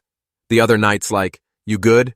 And Yakagi's all, everyone needs to stay woke from now on. He's thinking he won't ever ditch someone. Then the scene flips to Reiji, who's super stressed, asking if they use the MC as bait. The old dude's like, yep, just like you heard. And Mizuki's like, chill, let's hear him out. He explains the demons sent a ton of troops to the borders, and to help the hero escape, they used our boy as bait. Yakagi's clueless about this convo. And a few days later, he leaves the castle and scores a guild mission. The nobles find out and decide to use him. And Mizuki's like, Yakagi should know the world is no joke. But the old dude's like, he doesn't know. He just left with a trading company. Rage is even more stressed, asking why they needed him as bait. The old dude says the hero's up against a massive demon army way faster than humans. Plus, Duke Adrius said it would be a disaster if the hero got wrecked. Mizuki's like, do I know this Duke? And the princess says he's a big shot in Estelle with her dad's full backing. The old guy explains that the Duke and some nobles had a secret meeting, and while they totally trust the hero, they think it's way too early for him to face an entire army. The princess asks how they trick the demons, and the old dude says they hit a snag. They sent clueless soldiers, telling them the heroes were with a merchant group heading to Crant. If the soldiers got caught, they'd spill fake info during interrogation, so the info the demons got would be bogus. Reiji's fuming, asking what their lives mean to him. The old dude says if sacrificing soldiers saves the hero, it's worth it. He mentions the merchant group had nothing to do with it. Meanwhile, the demon army's near the border, and this is their only way to stall. And Reiji's like, why was I kept in the dark? It's clear the dude was ordered to keep it hush-hush, but now it doesn't matter. The report has the trading company's location, and they've probably met the demons. Even if he thinks he can hide, the dude says the demons will search everywhere. The princess asks about Crant's defenses, and he says they've got mercenaries, guild fighters, and a secret relic squad. Reiji's like, no need to use Yakagi as bait, but the old dude says the demon army was almost there. If they don't set up a solid defense, their country will end up like Nocius, and they can't lose the hero. Their hope. To stop this, the Duke used all means necessary, and Mizuki's like, this is too harsh. Seeing all this, Reggie's super nervous, asking if there's another way, thinking it's their logic of sacrificing some to save many. Still, it's unfair to do this to someone who didn't even want to be summoned. And suddenly the old dude bows, apologizing for everything. He knows it's unforgivable, but he had no choice. And shockingly, the boy forgives him, saying it's his fault. His fault for disobeying orders and spilling the beans about Yakagi anyway. The old dude gives the boy a look, saying he can't lie, he's got no ties to this world, and he's here to take on the Demon King. He asks himself what kind of guy he'd even be if he just played dumb while his best friend was in a total mess. The guy starts heading out, and the princess asks where he's going. Obviously, he's going to try to save the MC. The girl gets it but says she's got no horse, but Reiji's like, there's still one left, the knight's horse. Even if he makes it in time, there's a demon army waiting, and he'd be risking it all begging him to rethink asking who'll beat the Demon King if something happens. Still, the boy says he can't leave Yakagi hanging, 'cause they're tight. Calling Mizuki to help save the MC, but she's not feeling it. Poor thing's shaking with fear. And Reiji gets she hasn't been like this in ages. Apologizing, he says he'll handle it, asking her to chill somewhere safe while he does. The boy then hops on the horse and heads out to find our hero. Now that's a real homie. A bit later, the scene flips to the MC, who's been chasing LaFille for almost an hour with no luck. Suddenly it rains, and the boy stops under a tree, saying it's typical for wild beasts to show up, thinking it's wild to be in a place like this. Then he looks back and LaFille pops up. She thought there was just one beast around, and the MC, freaking out, asks what's up. Switching topics, she asks why he's there, and Yakogi says he just followed her. LaFille says it's risky to stick with her, and Yakadi asks if it'd be worse if she was solo, but she doesn't care. They sit in awkward silence, and the MC later asks if he can know something. Maybe she stocked up on water and supplies, but she stays quiet. Saying he probably didn't gather much either. But then, out of nowhere, the boy whips out a ton of food from who knows where, asking if it's enough. And if he's saying the food he's got isn't enough for her, the girl, shocked, asks what magic trick he's using. Looking at the bag, she thinks it can hold up to 150 liters. Then LaFille asks if he's really cool with this. Yakagi asks what she'd do if he said he regretted it. She just says sorry, but Yakagi says he can't regret it, because if he did, he wouldn't have followed her. Plus, it's way better to be with her than a bunch of merchants. The girl stays quiet, and Yakagi asks which way she thinks is better for him. LaFille says, duh, traveling with merchants is the best, but Yakagi says he can read her vibes, so he should make a promise to the goddess Elshuna or something. Hearing this, the girl gets all flustered and says he won this time, saying it'd be awesome to have him around. Probably the demons showed up because of her. Yakagi says that's not it. They're probably after someone else. Still, for her, that's not the case. Asking if she's going to let him talk about her story. Basically, the tale of the ancient kingdom of Nocius that the demons wrecked. Like she said, it's likely the demons came cause of her since she's a survivor of that ancient kingdom. Hearing this, Yakagi asks if she's talking about that place on the human-demon border that got hit first. Seems he knows the story well, and LaFille says it was a huge disaster. From the start, Nocius was leading the fight against demons, prepping for war every day. But even with all that prep, it fell in less than a month. Yakagi says he heard the troops were in the millions, and LaFille says it was like looking at a sea, packed with demons from one end to the other. Hearing the story, the MC's jaw drops, asking if that's when she first met the demon dude. The girl keeps the story rolling, saying a gazillion troops crossed the border. That's when she bumped into one of the 7 demon generals, who was flexing about snagging 3 of the 7 army divisions. Yakagi's mind is blown, wondering how just 3 out of 7 could turn the place into a demon fest, and what chaos all 7 would bring. She admits she was basically toast fighting that demon, and her squad got wrecked in no time. Then she worries that being the first to get attacked wasn't just a random thing. Seeing the sitch, Yakagi asks if she means the spirits. She nods, saying it's always been known as a power to fight demons in her land. Her ancestors are part spirit, part human, and the goddess did this to help humans stick around longer against demons. Plus, the sword technique spread during this time, and this power helped past summoned heroes too. Hearing this, the MC realizes the girl in front of him is on the same hero level as Reiji. She keeps the story going, saying the sword's been in her fam for ages, and she got it from her dad after he retired. Basically, she's been wielding it since she was a kid, wanting to use this power to save and help everyone. But before she could live that dream, she got kicked out of her homeland and became an adventurer, ending up like this. Total bummer, right? Switching gears, she asks about the MC, curious about his story and skills. He says he's just super dedicated. Before he started from scratch knowing zilch, Lethal asks what he means. And he says his dad was a man of few words. Only when told to start learning did he actually do something. Learning magic was cool, nothing to hate, but the crazy hard stuff he faced was a real pain. Much later, his dad finally spilled the beans on why. And if that incident hadn't happened, he probably would have taken the secret to his grave. Hearing this, LaFille says it's wild how someone so similar to her exists. Then Yakagi asks what these demons are all about. She explains that back in the day, an evil god fought the goddess Elshuna. This evil god was all about his powers, but got whooped by the goddess and elementals chased through a dimensional gap. Long story short, demons are the evil god's minions, trying to throw the world into chaos and death. Yakagi asks if these monsters' power comes from this god. Lafiel asks if he thought of something, and he says kinda.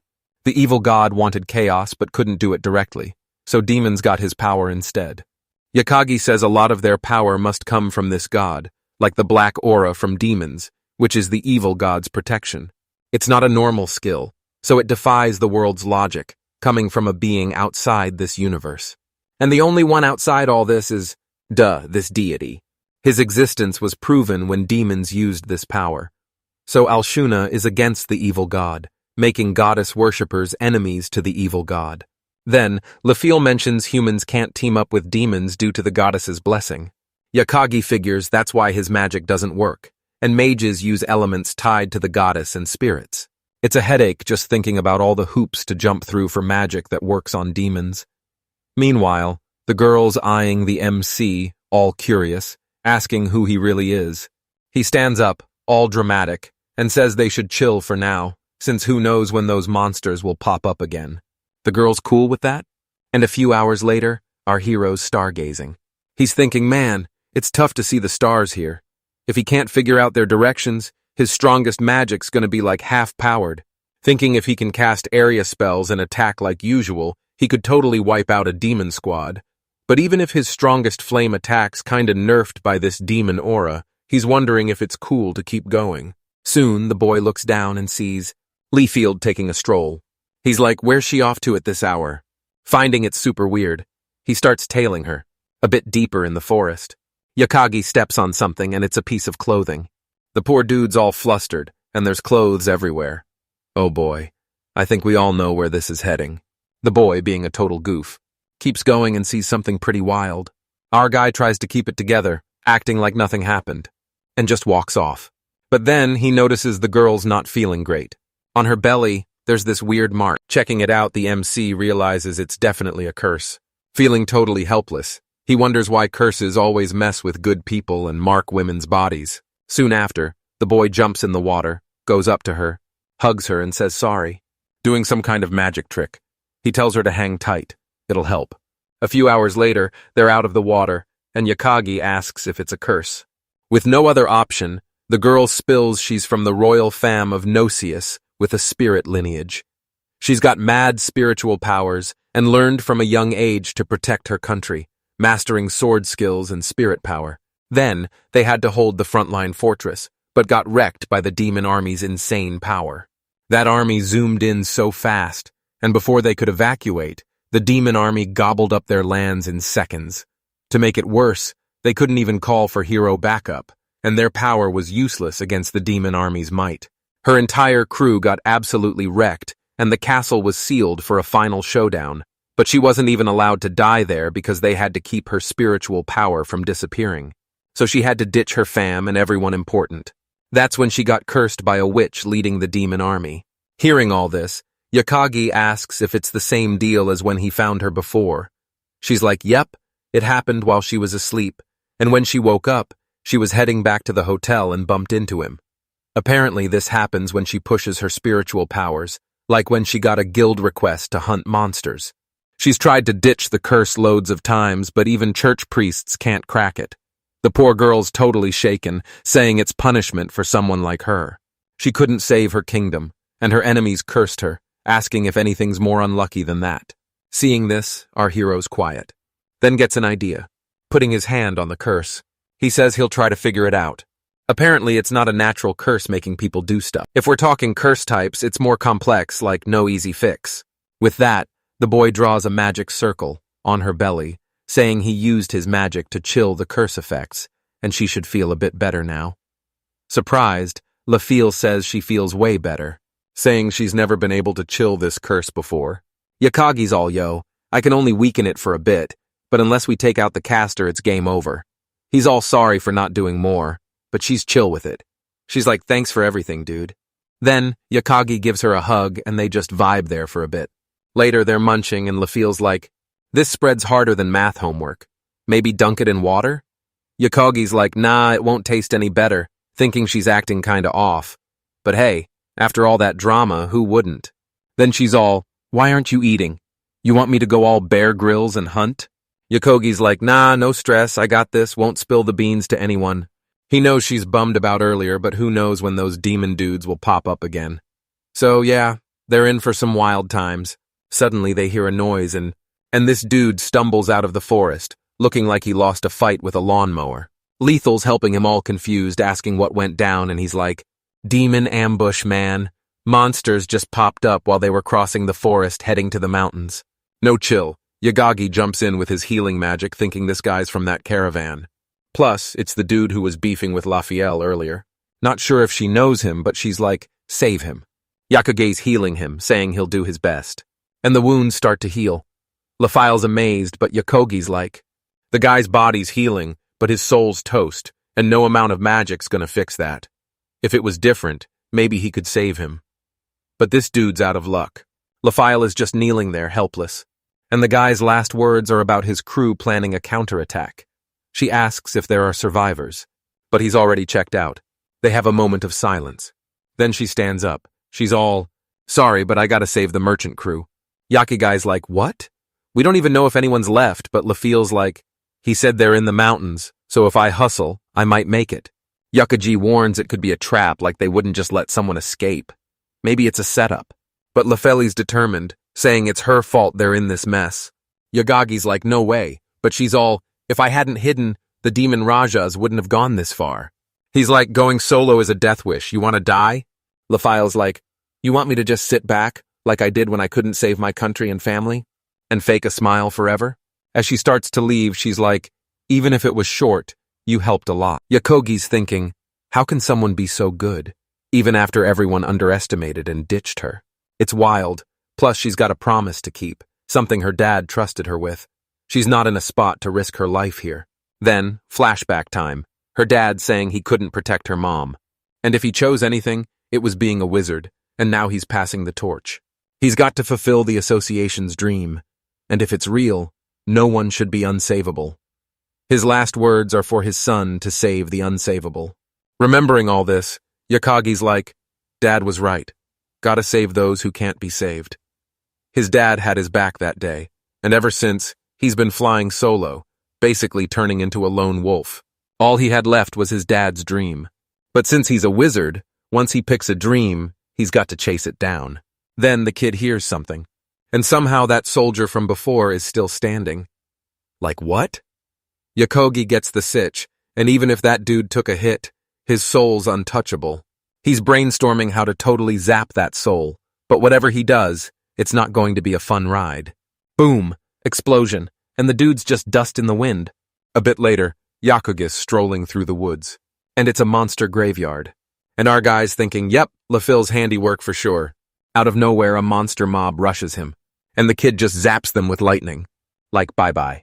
He's curious about these demons, like they're straight out of fantasy games, wondering why a modern-day wizard like him's got to battle these unreal creatures. No choice, he's got to whip out his defense magic, summoning another magic circle. Yakagi whips up a wind barrier, blowing away the monsters. Seeing the chaos, Yagagi realizes more keep popping up, like they didn't get the memo to stop. Still, he didn't think he'd run into these clueless monsters after busting through the army. But anyway, she's decided to ditch her past. For now, she's banking on finding a way to send them back to their world, and all she's doing now is saving Lafille. Meanwhile, on the mountain's flip side, the mine's plowing through sweeping demons away. Checking out the scene, she's thinking she'll make it in time. But suddenly, she's totally zapped of energy. She remembers the MC. And to top it off, a demon sneaks up behind her. Lafille barely defends herself, pushing forward. She tries to focus because she was crushing it till now, thinking she should lean on good folks like the MC a bit more. Either way, she can't turn back and has to tough it out. But when she looks ahead, it's all gone. Her crew's no longer around, and she's trying to wrap her head around it. Suddenly, the demons spot her and start charging. Finally, Lafille busts out her light magic, hoping someone's still kicking. When she peeks over, some soldiers are still hanging in there, and she's stoked she made it in time to help. But instead of a thank you, the dude there's raging, saying it's all her fault, calling it a total backstab. Everyone's giving her the stink eye, and the merchant guy's saying she wrecked his company. asking if she's happy now and to quit playing dumb. They got attacked because she was nearby. LaField tries to say he's wrong because she found an injured guy and spilled the whole story. But no time to chat right since the demons are just piling on. The girl tries to tell them to bail, but some soldiers are totally crushed. No matter where they go, it's demon central and there's nothing left to do. Lethal says if they give up, it's game over. But the other knight blames her. Plus, it's super sus she got there so fast. Meanwhile, LaField's thinking she used her power to sprint and didn't ditch anyone. All this after making sure the MC was cool. But still, everyone keeps pointing fingers at her. Suddenly, Demon Rajas pops up again, saying she finally showed, asking if she liked his little surprise. Touching one of the humans, he says he figured she'd come if he held out, but didn't think she'd actually show. Anyway, even trash has its uses. Seeing what's going down, the girl tries to get him to stop, but it's too late. The poor guy's already toast. And Rajas asks if she doesn't find it a bummer because they teamed up with her. All those guys are going to end up the same. And hearing all this, the adventurer's suspicions are only confirmed. Because it really was her fault. The demon just spilled the beans, and they'd already warned her to steer clear. But now her crew's toast. Calling her a murderer, dude. They're not cutting any slack. Out of nowhere, the demon cracks up saying humans are total goofballs, always pointing fingers when stuff hits the fan. So it's game over, and all the demons charge at the humans. Obviously, they're toast. And LaField's just there, frozen, watching it all go down. Still, she's trying to figure out a way to save them, but those words keep echoing in her head. Her legs are glued to the spot, and more people are biting the dust. She forces herself to move and manages to take down one of the demons. LaFile tries to help a girl. But the girl says it'd be better if she'd never been born. The mage hits the ground, game over, and that demon's laughing like a total clown. Fueled by rage, Leafield charges at the demon who taunts her, asking if that's all she's got. He tosses her aside, saying she'll learn how dumb it was to challenge him again. Same deal in the kingdom of Notius. She had to bail to dodge death, still clueless about what happened to the others. Basically, they didn't get a break, even in death, asking if it's fun, right? Because some thought they were tough, but they zipped it real quick. Some even thought she was a goddess, but when they lost hope, they cursed her. But it's all on her, because if she hadn't bailed, they wouldn't have died so miserably. Hearing all this, Leafield charges at the demon again, thinking she can't bite the dust here. There, suddenly the demon screams and hurls a black sphere, daring her to stop it. Boom! A massive explosion, and the girl's totally rattled. But the demon's shocked she's still standing. Still, it's short-lived, and she takes a punch to the gut, and the demon's not done yet. Soon, LaFille's on the ground. Battered, still reaching for her sword, Rajas calls it pathetic, asking if after all this, she still wants to keep going. In the end, all that running like a headless chicken just up to the body count, and she couldn't save a single soul. A flashback hits, thinking she tried her best to do things right. But still, everything went sideways. As the demon said, she couldn't save a single person, while she wonders why she's still kicking. Then the demon says, anyway, he's not the one to end her. After all, she'll go out like those who died for her. A horde of demons rush her, and LaFille seems to accept her fate. But then boom, a huge explosion. Rajas, totally baffled, asks who's there. Dude, the MC showed up just in time, my dude. Apologizing for being late, and she's all confused, asking what he's doing there. Seeing the scene, the demon remembers him as the mage who gave him trouble before, asking if a guy like him can get there with all those armies he threw. And Yukagi says he found them, but they were all useless. The demon, all smug, thinks he tried to run, but ended up in front of him by bad luck. Or maybe the dude was dumb enough to try saving that woman. Our hero, all confident, asks what he'd do if it was the last option. Seeing this, LaFille's shocked, wondering why he'd come. The demon laughs, calling him a fool, asking if he's serious, and if it's worth saving a woman like her who couldn't protect anything and values her life so much she fled. Wanting to know if it's really worth it, and Yakogi, without a second thought, says he'll do it. This is his path, and he's never backing down. That's why he's here. Hearing this, the demon surprised someone has such wild dreams. But even with all this, he's not a fan of his attitude. Anyway, he's going to show him how this way of acting is totally bonkers.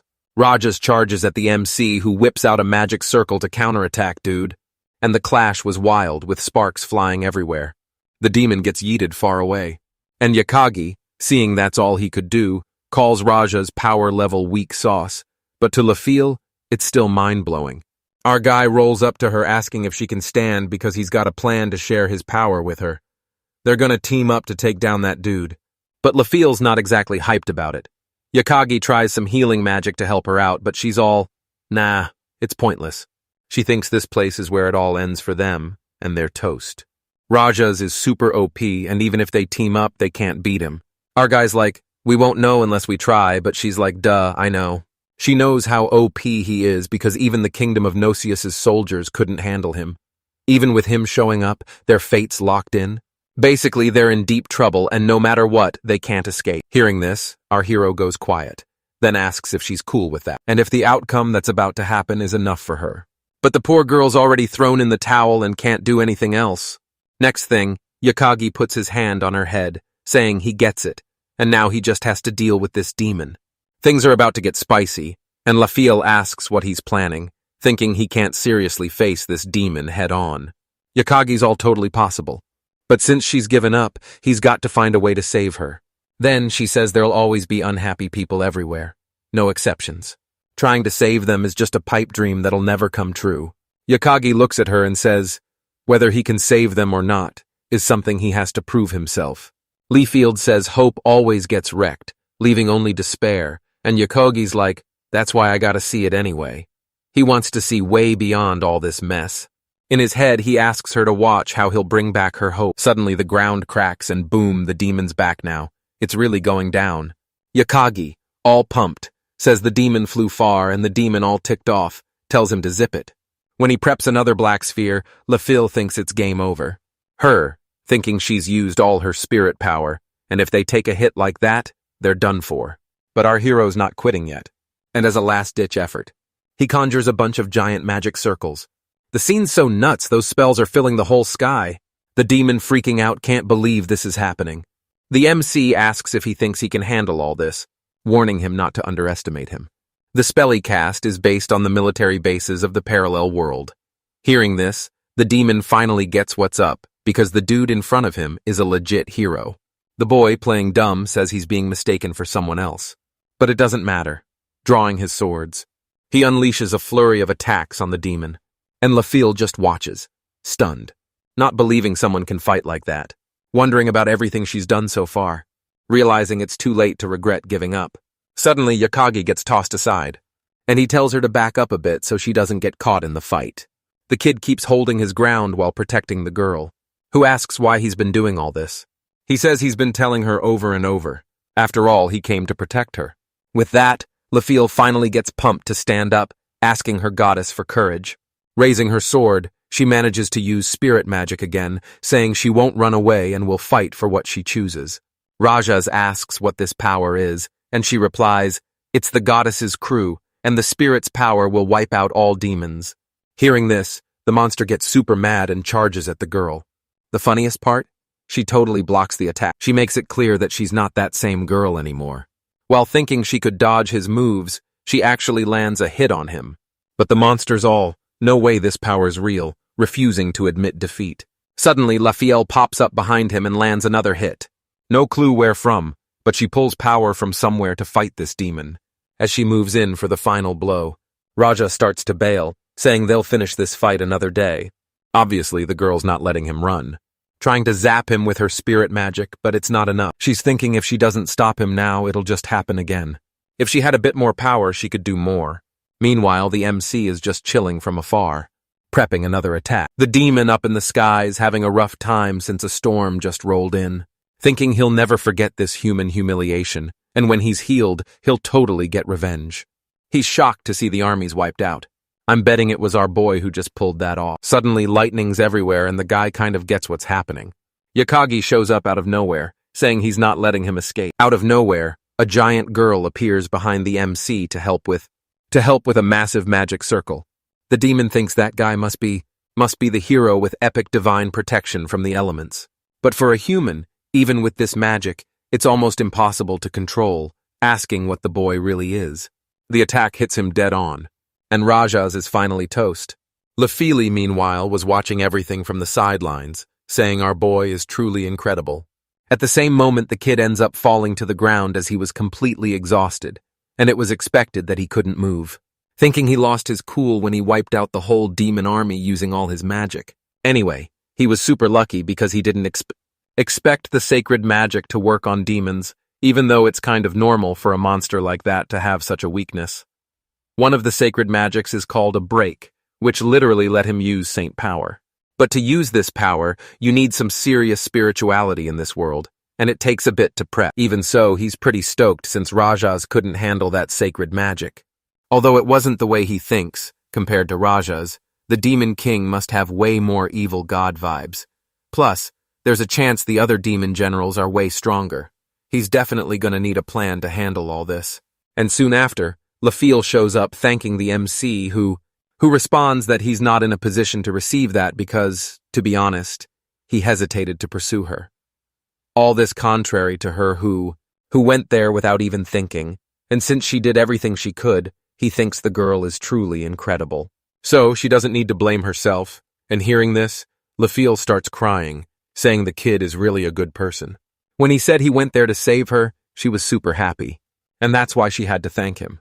Thanks to him, she found the courage to fight and won't give up no matter what.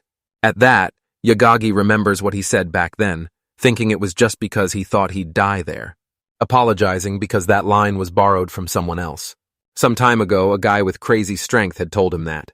Refusal says the world then let him meet a good person, but the MC immediately cuts her off, saying that guy was literally a bad influence. Suddenly, Refusal starts coughing. Yagagi shoots her a super sharp look, and out of nowhere, the girl shrinks. Man, this is wild. Refusal asks what's going on, and Yagagi says he should be the one asking that question, questioning if it's the first time this has happened to her, to which she responds that, of course it is, assuming it could be that pesky demon Rajas, but Yagagi says it can't be because it doesn't seem like a curse, thinking he needs to figure it out, but he's out of magic juice. However, he remembers that, as it seemed, Refusal was previously out of energy. Assuming it could be due to the lack of spirits, she might have shrunk from using too much of that spirit power inside her like a balloon losing air. But she insists that before, no matter how much she flexed her powers, nothing changed. Yagagi figures she's part human, part spirit, like a magical smoothie. To take on the demon Rajas, she gobbled up a ton of spiritual energy, and that's probably why she shrank. With her magic levels low, she might not keep her true form for long. Hearing all this, the poor girl's like, what the heck, and then trips over nothing. She's stuck on the ground. The MC tries to help, but then he just passes out, totally wiped. The dude just wanted a nap before fixing everything.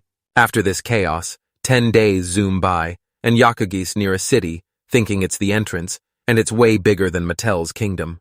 After all that, they somehow made it down the mountain to Crant City, stocked up, and now they can chill a bit. Then, Refusal pops up, offering to carry his sword, saying it looks super heavy. Yagagi's like, nah, cause in her current form, she'd probably drop it on her foot. She apologizes for leaning on him again, and even about her outfit. Yagagi says if she's worried about little stuff like that, she must be feeling better, asking if she likes the dress she picked. She starts remembering the store folks treating her like a kid, asking if he thought it looked weird. Yagagi says nope, it actually looked pretty cool. Watching her, he thinks she's secretly happy, even if she doesn't show it. Still, 10 days have passed and she's not back to her original self yet. Then she says Yagagi's world is wild and was shocked he got summoned from there. Even with all his power, she asks if he's really not the hero here to save the day, or just messing around. Yagagi thinks and says that monster wasn't as epic as she thinks.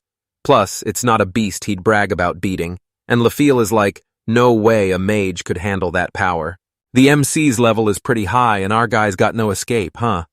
Yagagi says she might be right, but if his dad were here, he'd have no trouble. His dad would have sent that monster flying with one punch, like he'd get up and zap it with an electric move, no sweat. His dad could totally do that because he's insanely strong. Yagagi has no clue why his dad pushed himself that far, but he'll never get the chance to ask him now. His dad's gone, and the path he left is what Yagagi's following. He mentions wanting to be a mage as powerful as his dad someday. A bit later, the MC's wandering the capital, wondering what the Empire of Nephilia's like. He's noticed lots of differences, like way more people and tons of cool stuff compared to Astel. The girl says it's a country with serious power. It got strong from past wars, with defeated countries teaming up. But the big reason is the hero summoning ceremony. Yakagi asks what a hero has to do with human wars. And she says ages ago, a tiny country turned into a dictatorship. They waged war on neighbors and lots of innocent folks got caught up. So everyone begged for a hero and boom, he showed up. With one sword swing, he ended the fight with crazy power. Yakoga's shocked, saying the hero's basically a weapon. Lee Field says the hero's summoning is just to show they can stand up to enemy nations. Anyway, there are still beefs with enemies like 2 years ago. Estelle and Shardok went to war. In the end, Estelle's kingdom totally crushed it. All thanks to the princess's epic moves. Yakagi's mind is blown hearing about this girl, and LaFeel's all, yeah, she's been super busy lately. Our dude scratching his head like, whoa, never thought she'd hit the battlefield. But hey, she's a total warrior, so no wonder she kept it on the down low from him. Then boom, the Capitol gate guard rolls up, wanting them to fill out forms ASAP. A few minutes later, the dude reading the papers like, these letters are a mess, but the girls chill saying it's all good. So they gotta cough up entry taxes and tolls, and LaFeel's asked if she can handle the form solo. The princess is all, I'm not a kid, stop treating me like one. She tells the MC to do something and he's just standing there clueless on how to help. Meanwhile, the guard's cracking up saying the girl's got energy and being her guardian must be exhausting. He sees these wannabe adults all the time, having a younger sis himself. Once LaFeel hears that, she realizes she's totally out of options. But then flips, saying she's got some dignity left. She tries to reach the table to sign, but she's too short. Poor thing. The guard hands her a chair, and LaFeel's holding back giggles. But what else can she do? Suddenly, Yakagi hears some ruckus. Soldiers are puzzled. And out pops another girl. Turns out she's a lieutenant telling guards to chill. And Yakoga's like, is she army? LaFeel's just staring, saying the woman's seriously stunning. It's wild she's in the army with looks like that. The lieutenant catches LaFeel's comment, thinking she's too young for army life. But the woman snaps back, not wanting to hear it from a kid. And now it's on. The girl's all flustered, claiming she's not a kid. And the lieutenant's like duel time and LaFeel's game. They lock eyes. MC tries to intervene, but she's determined not to lose. They step forward, eyeing each other's chest, and the winner's clear. Yakoji's on the sidelines, wondering what they're up to, already knowing who's got the bigger ones. LaFile, Dignity, and Shambles can't believe she lost, thinking her original form would have changed the game. Hearing her, the lieutenant hesitated, but tells her to stop dreaming and face reality. Minutes later, LaFeel's given up, and the lieutenant calls the MC over. She hasn't heard of him, asking if he got booted from a clan. Our hero's quick with an excuse, saying he's from the east and the kid's a friend's daughter. The lieutenant's curious if he's from Estelle or further east. Yakaga's feeling weird vibes, wondering why she's suddenly all intense. She asks why Yagaki is there, and the guard's like, chill please. Out of nowhere, the wild girl tosses the guard aside, telling him not to butt in. She's serious. Yakogase in disbelief, and LaFeel's like, what's up with you? The fiery lieutenant tells her to zip it, but the princess questions what she gains for more bloodshed. She doubts the Empire, wondering if anyone's a bad influence. They were just following city entry rules asking for proof of wrongdoing, mentioning the Imperial Army's honesty, questioning if her actions aren't shameful. The lieutenants lost the argument, hoping they won't pull anything shady against the Empire. Yakagi asks what if they do, and she threatens to take them out herself, she's not kidding. Then she bounces, and Yakagi's thinking that girl's seriously scary. To make things even crazier, the lieutenant overheard, and, marching back to where our main dude was, warned that if he calls her that again, she'll drag him to the Imperial court. Yikes. A few minutes later, the lieutenant bounces, and Yakagi, feeling like he dodged a bullet, mentions he had a bad vibe even before hitting the city. LaFeel starts having a light bulb moment, remembering she's seen her before, named Liliana. Her dad's a dude named Rogue, one of the 7 swords, and the Empire's top magic boss. Yakugi's mind is blown, but he's still on edge about that creepy vibe he's getting. The Coast Guard suggests they keep it chill and steer clear of drama, but hey, this is the last checkpoint, and he wants them to hang tight until the coast is clear. Meanwhile, some folks are buzzing about a hero summoned in the kingdom of Estelle, a dude named Reiji, who's got the epic nickname, the Conqueror of Elements. Hearing this from a distance, our boy's mind is blown since Reiji snagged such a legendary title. The chatter continues, with peeps saying they have no clue how he led Astel's troops against the demon army, but he still managed to take down someone named Rajas, which is basically mind-blowing, considering he just got summoned and already pulled off something this epic. Like seeing the scene, the girl shoots a look at the MC who's just like, what on earth is happening? Then, a flashback from a few days ago pops up with Reiji looking all shocked, the kids where the MC was, and there's a whole demon party going on, checking out the chaos. The boy wonders who could have pulled this off. Suddenly, knights roll up surrounding Reiji and grilling him on who he really is. But then, someone else tells them to back off, reminding them they should already know who this dude is. All the knights are shook, and then the princess rolls in on horseback. The girl declares he's the summoned hero, warning she won't let them off easy for being so clueless. Everyone's all oops or bad. And Reiji, totally confused, asks what they're even doing there. The rest of the squad shows up, and Mizuki's stoked they found some horses and caught up with him. At this, the princess asks if they're part of the troops stationed in the city of Crant. Without missing a beat, all the knights drop to one knee, saying they're soldiers under Duke Adrius's orders. The second Reiji hears that name, he's totally fuming because he thinks this guy leaked the secret that the MC is the hero. Right then, an old guy on horseback shows up, and it's Duke Adrius himself. Reiji's giving him the death stare, trying to keep it cool. And Mizuki, seeing the drama, says he's pulling a weird face. Then, Reiji tries to chill out, thinking he's clueless on what to do, but still can't grill that guy there. Even as the hero, if they find out Gregory spilled the beans to him, his spot could be in jeopardy. Soon. After, Adrius mentions the last time they met was months ago, asking if she's there to catch some breeze. But the girl's not having it, cutting him off, saying she doesn't need him stressing over stuff like that. Predictably, Adrius says she's as fierce as ever, and Regi says this must be the summoned hero. When they rushed over, all they found was a trail of monster carnage, asking if Reggie did this. He's like, nah, just got here. In that case, they're dying to know who pulled this off. At this, Mizuki starts checking out the scene, spotting loads of magic traces. Plus, there's some leftover magic power from Yakagi's magic circle. But of course, she's clueless about what spell was used, as it's super advanced and might be a never-before-seen magic. So, she's wondering how anyone could pull off a move this epic. In short, some insane power swept through and wiped out all the demons. From a distance, Adrius guesses there must be over 10,000 demons there. The plan was to station 1,000 soldiers at each spot. But with these numbers, if the kingdom of Mattel or the city of Krantz got hit, they'd be toast. Then the princess asks if he's got any clue what went down. And the old guy's like, nope, even if there was something. After all, a week ago there was this epic storm, and maybe that was the day all the demons got zapped away. All because the bishop from the Church of Salvation said the goddess was having a major meltdown. Mizuki thinks maybe the goddess just poofed all the demons, but the church is like, nah, if that happened, why summon us? Anyway, the girl hopes the MC is chill and bam, demons show up. Wait, didn't Yakagi handle this already? The old dude gets into battle mode, rallying his squad like a pro. Suddenly, Mizuki gets snagged by demons. Reiji tries to help, but then, boom, flames everywhere. They try to ID the magic. And duh, it's Felminius. Long time no see, girl. Reiji's all, what's up? And she's like, let's handle these demons first.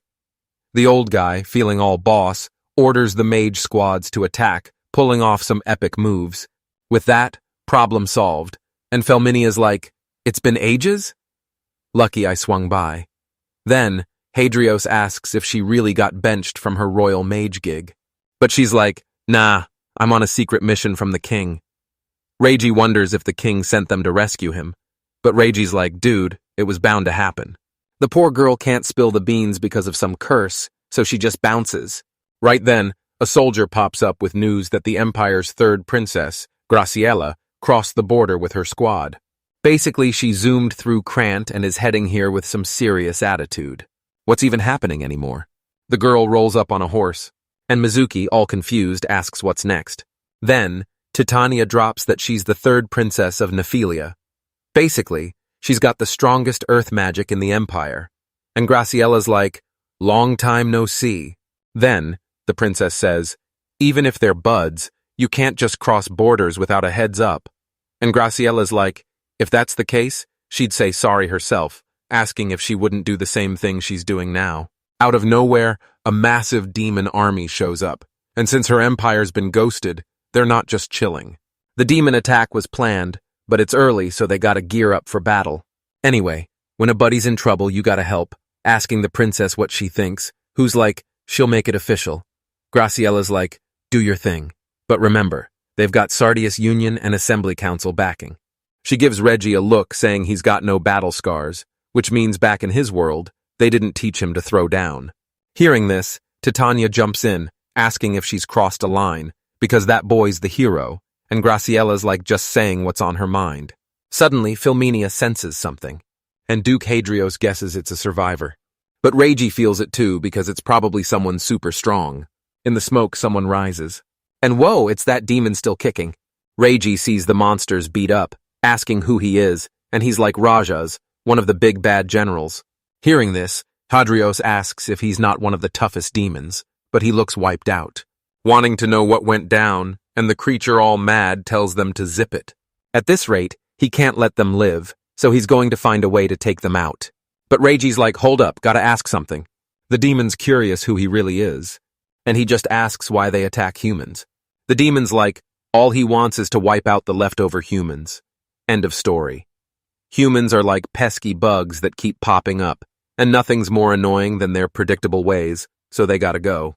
Hearing this, Reggie asks if humans and demons aren't both living beings, wondering why kill for such a dumb reason. Don't say they can't make peace just because they're different species. And seeing the sitch, Rajas asks if he's the hero of the day.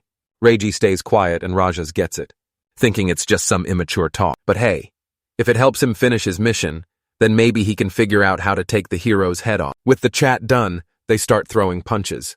And Reggie's kind of struggling. The demon, all smug, wonders if this is the big bad hero, questioning how demons were ever scared of this power. Honestly, his crew was being pretty silly for fearing him. Out of nowhere, Duke Adrius swoops in to save the kid. Swinging his sword, he dishes out some moves that actually work against demon Rajas. Right then, Graziella shows up too, starting to cast a spell. She throws some wild crystals, shocked because they're actually working against the demons. With no other options, Rajas whips up a giant black sphere. There, and suddenly someone grabs Reggie. It's Titania saying they gotta bounce for a bit. Meanwhile, the demon's freaking out, saying he's only got a tiny bit of energy left. All thanks to that MC's lightning, and then the demon gets hit with more attacks. Besides the Duke, some mages are backing him up, making things worse for the demon. Titania sees none of the attacks are working because the monster's super tough. Duke Adrius just tells them to keep at it. And Reggie, trying to help, says it's better to take a direct hit. Looking over, the princess checks if Mizuki's okay. Who's just thinking she's always just watching? She's always letting others save her without doing anything. But she can't keep this up, wondering if she can actually do something. Then she remembers an ice spell she learned, thinking it might work. She steps up to the demon, raises her hand and starts casting that spell. The demon, out of ideas, asks what she's doing, suddenly shaking with fear. When Rajas is about to hit her, G. He feels the side effects from his fight with the MC. Right then, Reggie spots an opening, seizing the chance to go after the demon. He lands a solid hit, and the demon can't believe he got beat by them. The creature hits the ground and with his last words says, if it weren't for that mage he fought before, he'd never lose to this trash. Seeing the chance, Philmenia asks Rajas who he faced. Not wanting to know, the demon asks if she knows that person. Reggie steps up to protect his master, but Philmenia says no need. The creature is almost done for. Meanwhile, the lightning's burning the demon's body more and more, finally taking him out. The creature drops, and Reggie's trying to wrap his head around the fight being over. Even though she falls down, Mizuki apologizes, saying she wanted to help, but a wrong move could have been bad. Besides, she thought she could really do something. Not wasting time, Hadrius tells all the mages to regroup and get everyone ready to start patrolling. Calling Philmenia, he asks if she knows who the demon was talking about. Without a pause, she says yes, and Graziella, curious, asks who it is. But it's clear, Philmenia can't spill the beans. It's basically a state secret, and they can't tell a foreign leader. Still, Graziella pushes, saying they're talking about a guy who wiped out a whole demon army solo. Even a fool would get this as a big deal. but she still won't answer. Anyway, Philminia stays quiet, not saying a word to anyone. After all, it's straight from the king. Switching topics, Adrius says about the battle, they should just say hero Regi beat the demon. The kid's like, it wasn't him. And Adrius says they can't say an unknown person did it, because it might freak people out. At this, Graciela jumps in, asking if he remembers they fought the demon too. And the old man says he'll make it right, forgetting his army barged into her land without asking if that's why she turned on the battalion under the king's orders. The two lock eyes? And the girl, realizing she's got no escape plan, just throws in the towel.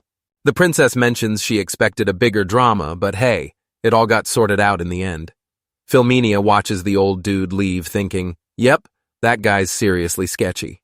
A few days later in Crant City, the boy strolls into the old man's room, thinking about Lord Adrius, a noble with a massive estate in Crant. With his power, resources, and military muscle, no noble can touch him.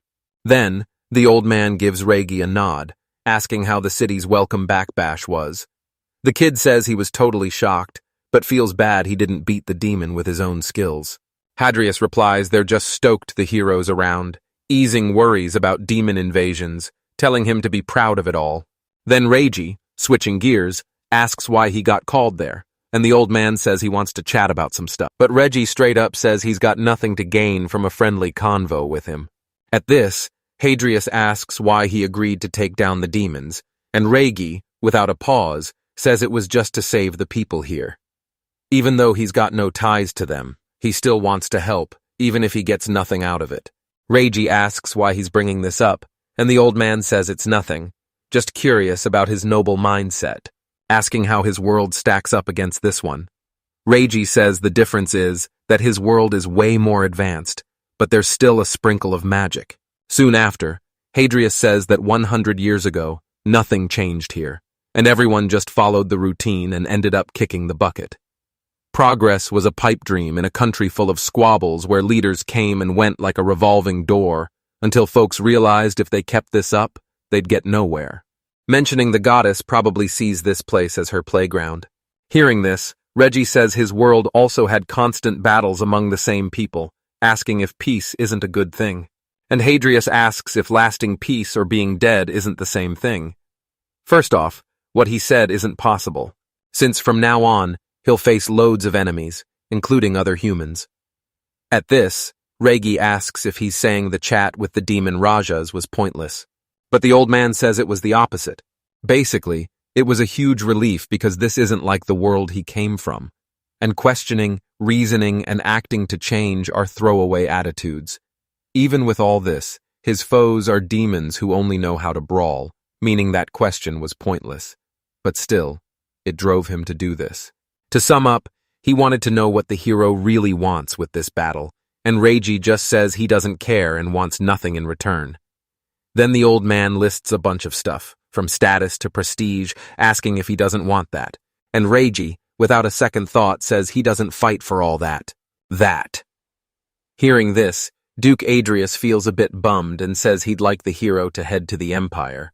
Princess Graciela's moves have been super sketchy, and to keep things in check, they'll offer him a temporary pad. But of course, the kid's not down, as these aren't his duties, and his only mission is to take down the demon king Ninkostra. Indeed, the Duke gets this, but still wanted the boy's help. Besides, his being here means he paused his journey because of Gregory, who spilled the beans. Hearing this, Regi gets a clue about what's up, asking if he's being threatened. The old man says Gregory didn't exactly break a military rule, but of course he'd be judged as this kind of move doesn't build trust. Our boy, ticked off, says he's saying this even after using his friend as bait, and Adrius responds he only sacrificed one to save millions. Anyway, they should table the chat about his friend for later, as the search has kicked off and they still don't know if he's alive or not, and they can say his whereabouts are unknown. However, he's probably gone, and hearing all this, Rage asks if he doesn't feel any guilt about his death. Adrius says if he said he did, would he leave him alone, but still that person just had rotten luck. Besides, he was grossed out for getting tangled with those he shouldn't have. Hearing this, Regi's stress levels go through the roof, charging at Adrius. But Adrius blocks it like a pro. Regi's jaw drops because this dude's holding off the hero's divine power with just one hand. Mind blown, Adrius drops some wisdom saying focus is key, and this is nowhere near the Demon King's level. So, it's all about leveling up, getting those XP points, and buffing both body and soul. With no other options, the kid's like, fine, I'll hit up the Empire. But Gregory and fam are off limits. No touchy-touchy. As for the MC, he's got a promise to do his best to track him down, like a detective on a mission. The old dude's cool with it, saying the hero might come in clutch later on. A few minutes later, Reiji bounces, and the old guy just keeps staring, like he's watching a movie. He says the goddess's plans are on the DL, and wherever Reiji goes, it's just Corruption City. Fast forward to Nephalia's royal capital. The MC hears the tea and can't believe he left Reiji to deal with all that drama. LaFeel's like, chill, it's just traveler gossip, but Yakuigi's kicking himself for not checking if he KO'd that demon. Still, LaFeel thinks leaving Raja's almost RIP is good enough. She wonders what would have gone down if Reiji's squad hadn't faced the demon first. Even with hero buffs, survival wasn't guaranteed. Yakoge's like, no biggie, but asks if she's sweating over some oracle's words. The girl's all duh, since the church dropped a prophecy bomb on her. Yakovgi suggests if she's not vibing with Goddess Elshuna's messages, maybe she should just ask her directly. Lethal agrees, saying since she's got goddess blessings, ignoring them would be a major no-no. Yakagi's curious if she asks the goddess for power, and the girl's like, could be. Yakagi thinks she should roll with Reiji, but of course, she's not down for that. Anyway, if she ghosts the goddess, who knows what chaos might unfold. But the MC's chill, saying he'll handle what he can. Since she's not going, he's got to step up and take her place. Lethal tries to stop him, but he's like, no worries, I'm not into this goddess stuff. Plus, most mages act like they can take on the world solo. Lafile warns the goddess might get salty, but Yakogi's not sweating it. Divinities can't meddle in the world, and if they could, they'd have done it ages ago. If some evil god shows up thinking he's all that, Yakogi's ready to throw down. After all that chat, Lafile thanks him. And the MC's still mulling over what the church sister said. Almost a month back, people were dropping into comas, maybe from some sketchy magic or a shady human. They haven't nabbed the baddie yet, but as long as it doesn't mess with him, he's not bothered. A few minutes later, our hero's wandering the capital, hunting for a library. He scopes the scene and plot twist. He's totally lost. He thinks about using magic, but then he overhears some chatter. Recognizing the voices, he remembers it's that girl from the capital's gate. The other dude wants her to handle something, but she's like, quit bugging me. With no other move, the guy gets rough. And the girl's like, I'm a top-tier swordswoman, didn't your bosses tell you? The two guys, shocked, check out her size and start roasting her. They can't wrap their heads around it because she's just a kid. Yakigi's watching from a distance, thinking she's obviously got skills. But it's not his job to step in. Still, he can't just ignore the kid. And surprise. A kid jumps into the fray. Everyone's like, what's he doing? And Yakagi, playing it cool, asks why they're picking on a kid. But meanwhile, there are sub-lieutenants wondering what the MC is up to, thinking he wasn't planning to get involved and just wants him to scram. Seeing our boy's face, she asks if they've met before, and he's all, yeah, we had a spat not too long ago. The girl finally clicks on who Yakagi is, but no time for chit-chat, because those other two are about to throw down. Yakagi, all wide-eyed, wonders if they're really gonna brawl in the middle of the city. Wondering why all this chaos, the sub-lieutenant just shrugs, telling him to scram pronto. Right then, the mage there goes for the girl. But she dodges the magic like it's no biggie. The other dude, shocked, says that girl would be a major headache in battle, thinking she's some genius creation of Colonel Rogue. Hearing this, the sub-lieutenant says they're way too cocky with that kind of attack. Man, they really ticked her off. And the MC watching from a distance. He feels the tension spiking, and it's way more intense than the vibe back in the guard's room. No time wasted, one of the other mages tries to strike back. But Yakagi whips up a magic circle, snatching the guy's magic. He's baffled, and Yakagi's like, just borrowed a bit, no biggie. The other fool tries the same, but Yakagi pops up in front of him, landing a solid hit on his chest. One down, and the MC with few words says he'll handle the other, but that guy's already out cold. Yakogi's even surprised because she finished that guy off, then switching gears just asks to bounce. A few minutes later, they're strolling, and Yakagi asks how she kicked off that fight. But she's like, none of your biz, wanting to know what he was doing there. and Yakagi says he was just exploring, asking if her name's Liliana. Hearing this, the girl's kind of shocked because she doesn't remember spilling her name. Then, switching topics, Yakagi says he's hunting for the Great Library, the Empire's biggest, asking where it is, promising to buy her a treat if she spills. They bicker for a bit, but the girl finally agrees to show the MC the way. While walking, Yakagi checks her out, thinking she doesn't seem like a bad egg. He asks what she's doing there, totally doubting she just got caught in the crossfire, so she explains she's on patrol because the city is a total wreck, and since she didn't want to drag anyone in, she decided to tackle it solo. Hearing this, Yakagi wonders if the coma incidents happened where they are now. But the girl fires back with another question, asking if he's scared of her. Yakagi asks why he'd even be mad, and even though she admits she threatened him, she just keeps acting like everything is fine, and wonders why he isn't holding a massive grudge like anyone else would. He replies it's normal to get jittery when someone's intimidating, plus it's even worse when your opponent's younger. Still, he thinks what he's doing now is pretty out there. Anyway, he knows she's ticked off now. But the military needs this vibe, as they're taught to follow orders from the top. Hearing this, the sub-lieutenant says her fighting style is to make the enemy fear her, but Yakagi calls her bluff. She's always scaring others to keep herself safe, always on the defensive. When facing the enemy, she keeps her distance to scope things out, just like in the guard's room. Liliana asks why he thinks that, and Yakagi just says it's a hunch, wondering why she looks like she's ready to throw down, wanting to know if it seemed like she was surrounded by foes.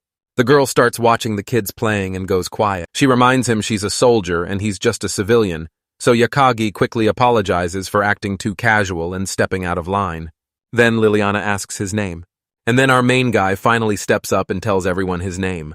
The girl, surprised, says that's a weird name, and right then someone calls for her. Asking what she's doing there, the girl, seeing who it is surprised. Man, this is gonna be a wild ride, huh? The old dude's all, quick answer, please. And Liliana's like, chill, I'm just doing some detective work. Our boy's thinking, wait, didn't she say she was on patrol before? Then the man goes, just do what I say, no extra stuff, unless it's military biz. The girl nods, no questions asked, and the old guy's like, what's up with you and that dude? He's all suspicious, thinking the guy's not from the royal capital, and Yakagi's like, nah, just got here. Old dude warns, Imperial capital's kinda sketchy right now, don't wander solo. Just go straight then left and boom, library.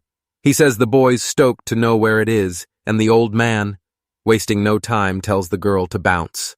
Yakagi sneaks a peek at her while she's totally lost in her own head. Man, I totally blanked on grabbing that snack I promised. Minutes later, the boys cruising through the city, finally spotting the epic library. This place is freaking huge, it's basically a giant castle. The kid dives into the sea of books, losing track of time. Night rolls in and the MC's wiped out, realizing it took way longer than planned. If I don't head back soon, LaFille's gonna flip, he thinks. And then bam, city goes dark. He looks up and poof, the moon's vanished, like magic. Thinking it's some spell, but nobody here knows that kind of wizardry. Maybe someone built a light-sucking thingy, he guesses. Suddenly, a panicked dude shows up begging for help. Yakuga's like, what's the deal? And the guy's all, they're after me. Out of nowhere, a shadowy figure appears. And Yakogeze thinking, could this be the coma culprit? But in a flash, the figure's gone. Switching gears, the boy's like, why you tailing me, dude? The man regains his cool, saying, no point arguing with a commoner. Boy, he just ditched the MC after using him, huh? Anyway, he wonders why the shadow's chasing this old guy, thinking it bailed because there was a witness. Then our hero here screams and boom, Philmenia shows up. She hugs the MC, saying it's been ages since they last met. Later, they're strolling and Yakogi's like, what brings you here? She says she came to the Empire looking for him but got lost in some weird spot. Philmenia's all, was it bad to come see you? I wanted to help. Yakogi's like, now it's cool. He asks about her job, and she reveals she's done with her royal mage duties, which totally shocks Yakogi because he thought the old man was just lying. But she explains the king. Yakagi's totally on guard, but since the king knows his secret, he's pretty sure Philmenia is just trying to get her hands on his magic. But nah, she's too sweet for that poor thing. Hours later, the MC hits the inn, Philmenia by his side, asking about the little girl. Yakagi introduces her, saying she summoned him, and is the ex-royal court mage, Philmenia. She even went to Mattel to help him. They greet each other, and Philmini is surprised to kid the MC's buddy who mentions weird stuff happening. Philmini is like, "Nice to meet you. Thanks for letting me crash here." LaFeel's clueless about this convo, and Yakagi mentions some free rooms. The girl's hopes crash because she thought they'd get released. Then the MC calls Felminia, Minia, picking her room. LaFeel's like, "What are you doing?" Wondering if she ever let him talk like that. Yakogi's like, "Yeah, why?" The poor girl gets more flustered, saying from now on, she wants to be called Lefe. Philminia suddenly shows up out of nowhere and asks Yakagis if he's ever heard of a demon named Rajas. This guy is totally second-guessing himself right now. But a few minutes later, he's spilling the whole tea. He asks if they took down Rajas, and the girl's like, "Yep, Reiji landed the final hit." But the weirdest part? After that, lightning starts zapping out of him, and poof, he vanishes. Yakagi's thinking it might be leftover magic from his spell. He can't believe the demon lasted a whole week, but hey, that's just how that race rolls. Prob's gonna be a headache later. Plus, all those demons showed up because they thought he was the hero. Then Felminia, no chill, just says sorry for the people of Estelle. Next, Yakagi's like, sorry for dragging Lafille into this mess, because if she wasn't with those merchants, none of this would have gone down. But the girl's like, not your fault. Plus, she and Rajas had to throw down anyway. Then Yakagi's all gonna make sure Duke Adrius gets what's coming and oh, Felminia drops a book on the table.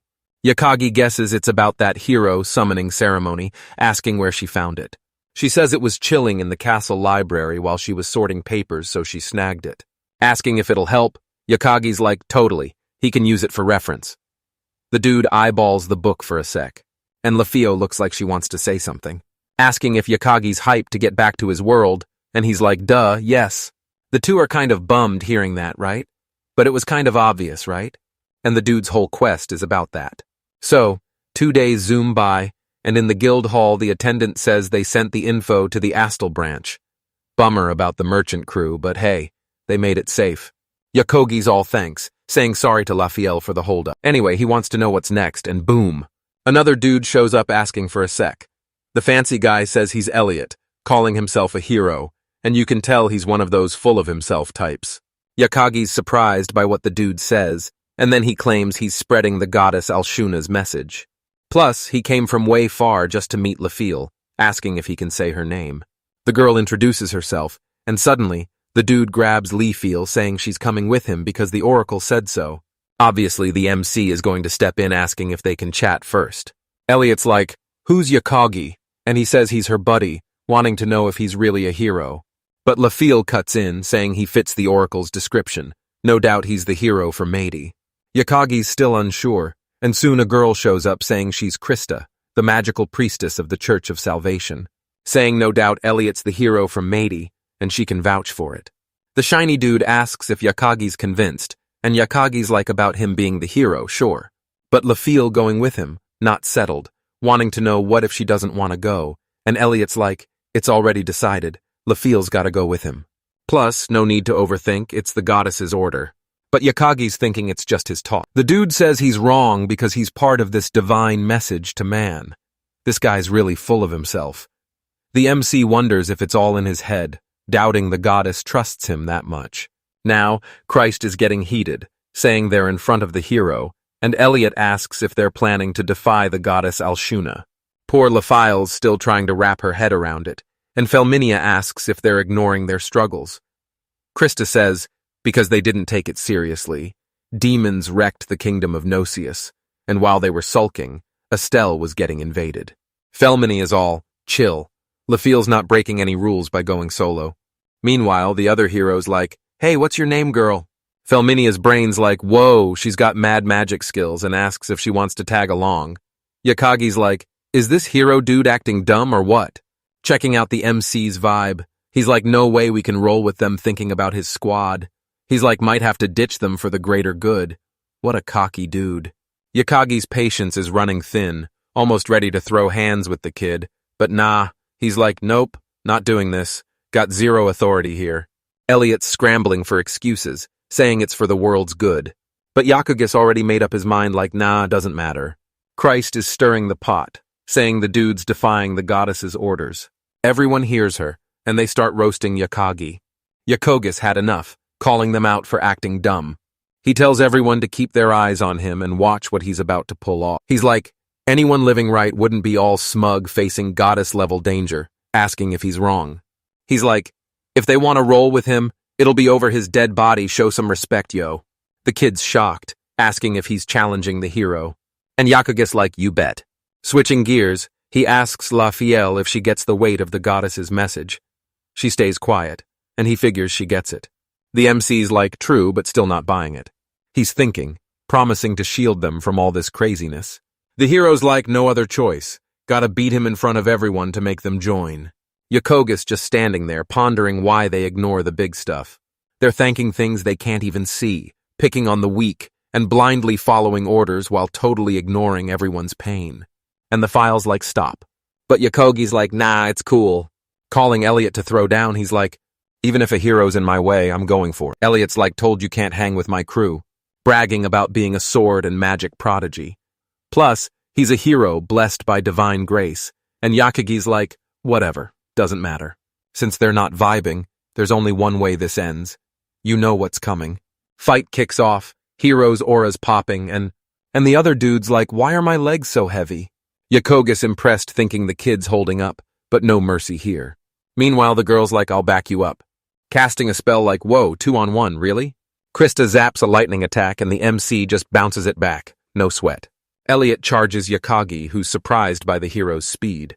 But then someone steps in and the nun's like, this fight's kinda pointless, huh?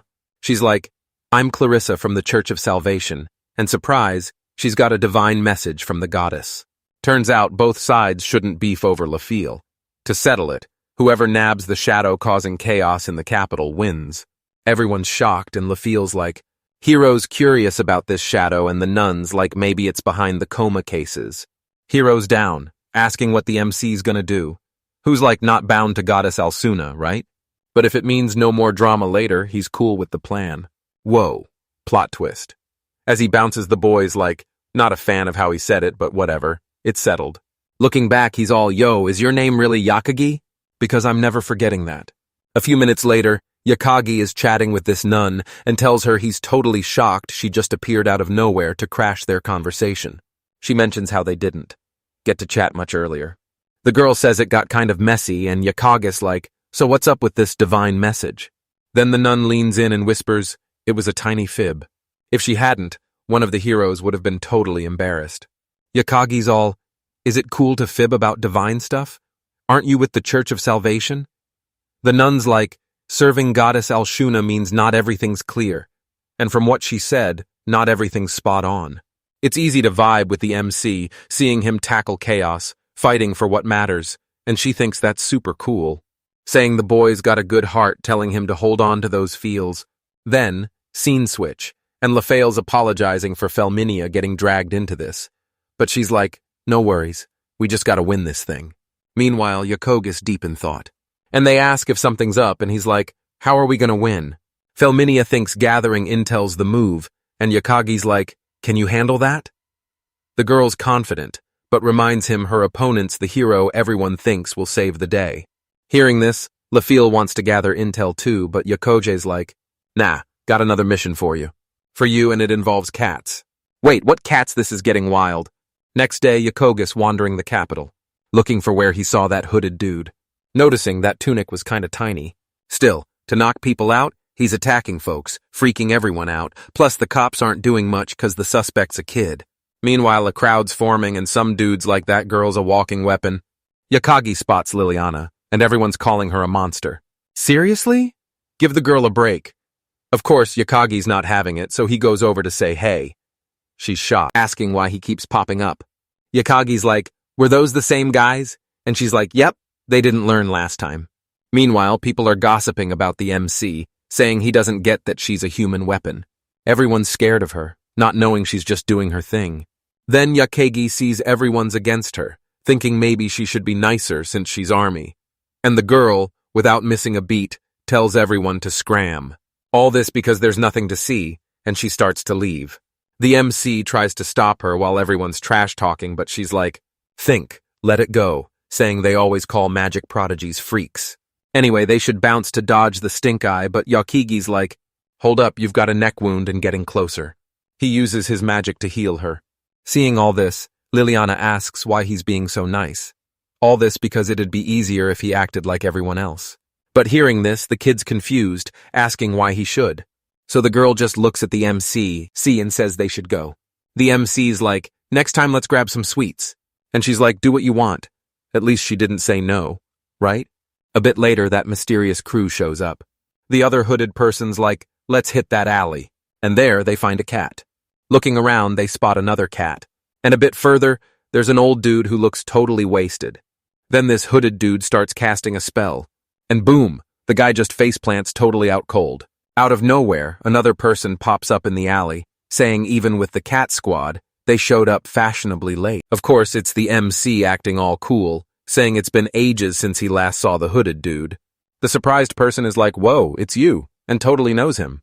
Seizing the moment, they bounce, and just as Felmini is about to chase, Yakagi's like, hold up, let's deal with that old dude first. Switching gears, he asks another hooded person if they're the mastermind behind all this chaos.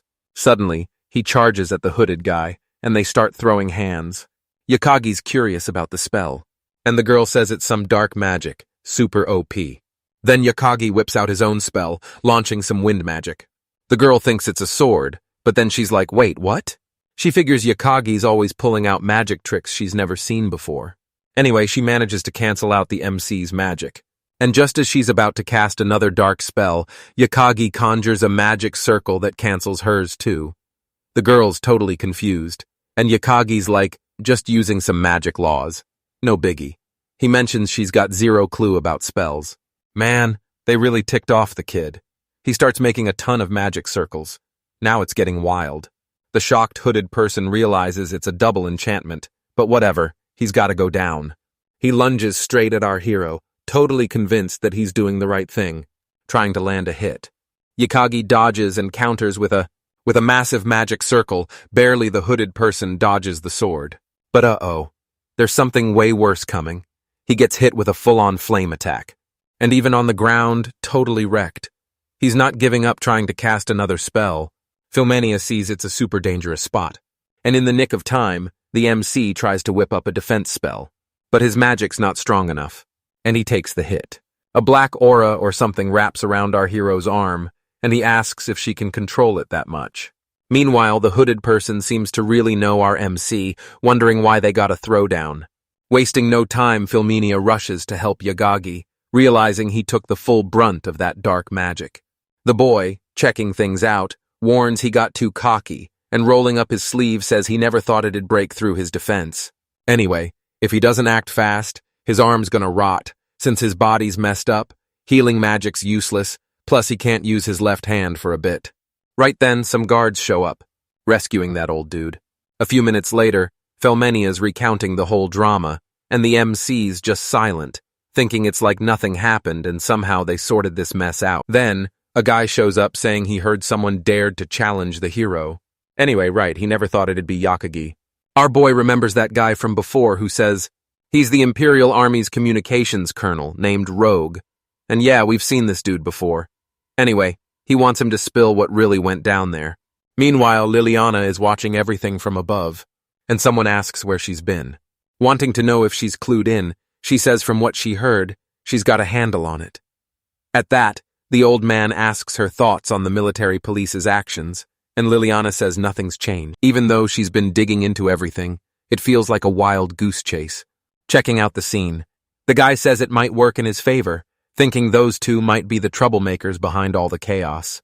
Hearing this, Liliana thinks the colonel's getting hassled by the nobles, mentioning that a colonel from the commoners probably has a ton of enemies. That noble who got attacked is now one of them, and if this keeps up, it's gonna get messy.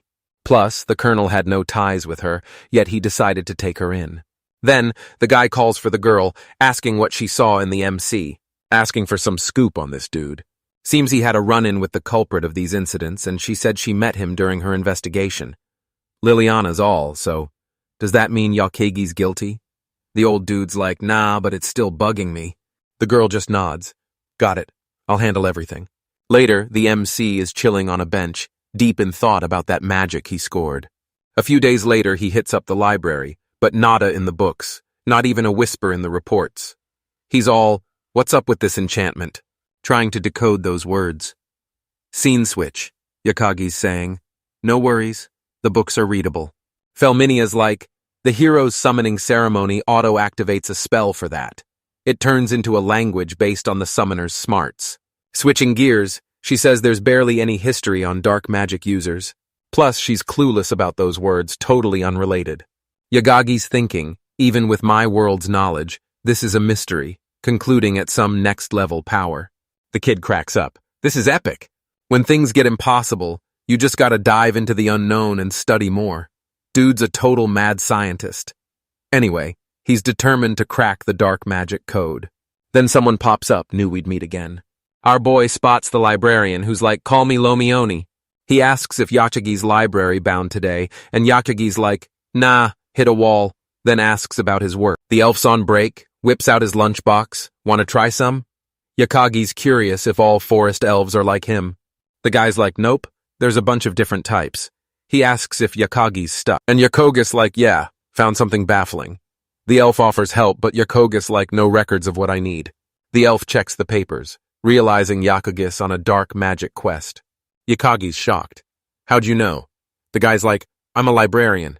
He warns, this isn't for the average Joe. What's your angle? Yakagi shows his black arm. It's about this. The elf's stunned. Can I check it out? Turns out he once dabbled in witch doctor stuff. Checking the MC's arm, he's amazed by its balance. Did you treat it yourself? Despite the strong magic, it didn't mess him up inside. How'd that happen? Yakagi explains it's from the troublemakers bugging the capital. The elf's surprised. You're after those clowns? The kid's like, yeah, lots went down and I want to catch the culprit. The elf heard a rumor about someone challenging the hero, guessing it's Yakagi. He warns, don't go down this crazy path, it's not for outsiders. Plus the culprit's got dark magic. Super risky.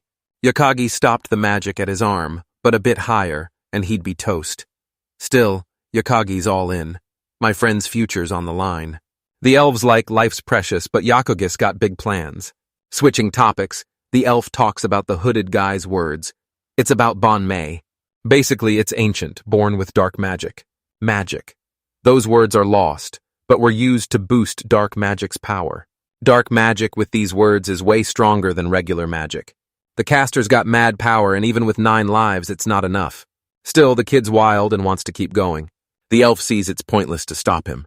Yo, never forget, dark magic's got some serious bad vibes. So the elf bounces, and our main dude's just left there, mind blown by all the stuff he just heard.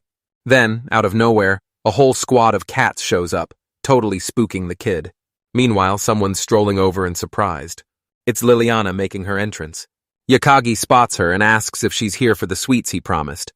But nah, she's all shy, and just wants the cat. Plot twist, right? Yakagi hands over the little fur ball, and suddenly, she's like a whole new person. Seeing her smile, he shares one of his ice creams. Switching gears, he asks how long she's been lurking, and she's like, not long, just waiting for her cat handoff. But Yakugi's like, hold up, is that cat even yours? Found them all just chilling on the streets. Liliana gets the wrong idea, thinking he's some catnapper and jokes about military court like, whoa, chill. A few minutes later, they sort out the cat drama and chill on a bench with ice cream. Liliana brings up the rumor about him challenging the hero to catch the bad guy. Yakagi's shook, she knows, and she's curious why he'd do that. He says it's because he wanted to roll with his crew, and she's like, maybe let the hero handle it then. Yakagi's like, wouldn't you do the same to protect your fam? But Liliana's like, nah, no fam here, just my boss, not my dad. Turns out she was ditched by her real parents, and yeah, that's a bummer. Yakagi's all, sorry about that, but she's cool, changes the topic, and calls him weird. She wonders why he's always so chill with her. She's like, everyone's scared of me except you and the colonel. Yakogi's like, that's harsh, and she's like, it's my gig. What can you do? He asks if she's happy with her life, and she's like, if I quit, my place is gone. Yakuigi's confused, thinking she's just a kid. He's lost on what her life's all about. Then, a cat shows up. She tries to pet it, and bam, it rips her clothes. Turns out she's got those black spots too, and she freaks out and bails. Yakagi just watches, and later that mysterious hooded figure pops up in the capital. Pretty sure it's a girl feeling all lost and stuff. She's all about the shadow being her will, but she's still super confused and lonely. She worries the boy thinks she's a monster. It's the first time someone treated her normal, besides the colonel, walking by a house. She takes off her eye patch, checking herself out, thinking if anyone saw her like this, they'd freak even her parents did. Then, a black cat shows up, but something's off. Suddenly, a whole cat army appears and she's like, what's even happening? She's confused, thinking they're being controlled, feeling a presence she knows who it is. Duh, it's the MC, saying they finally meet again. He's all sorry for wasting her advice and asks if she's Liliana. She's curious how he guessed, and he's like, just a hunch. She wants to know why he's doing this because attacking civilians isn't cool, but Liliana's like, my reasons are my own, back off. Then boom, an explosion, and the MC's like, guess I gotta get that info the hard way. Without wasting time, Liliana whips out her dark magic and Yakogis all. Yo, can I borrow that power? It's not something you can just move around.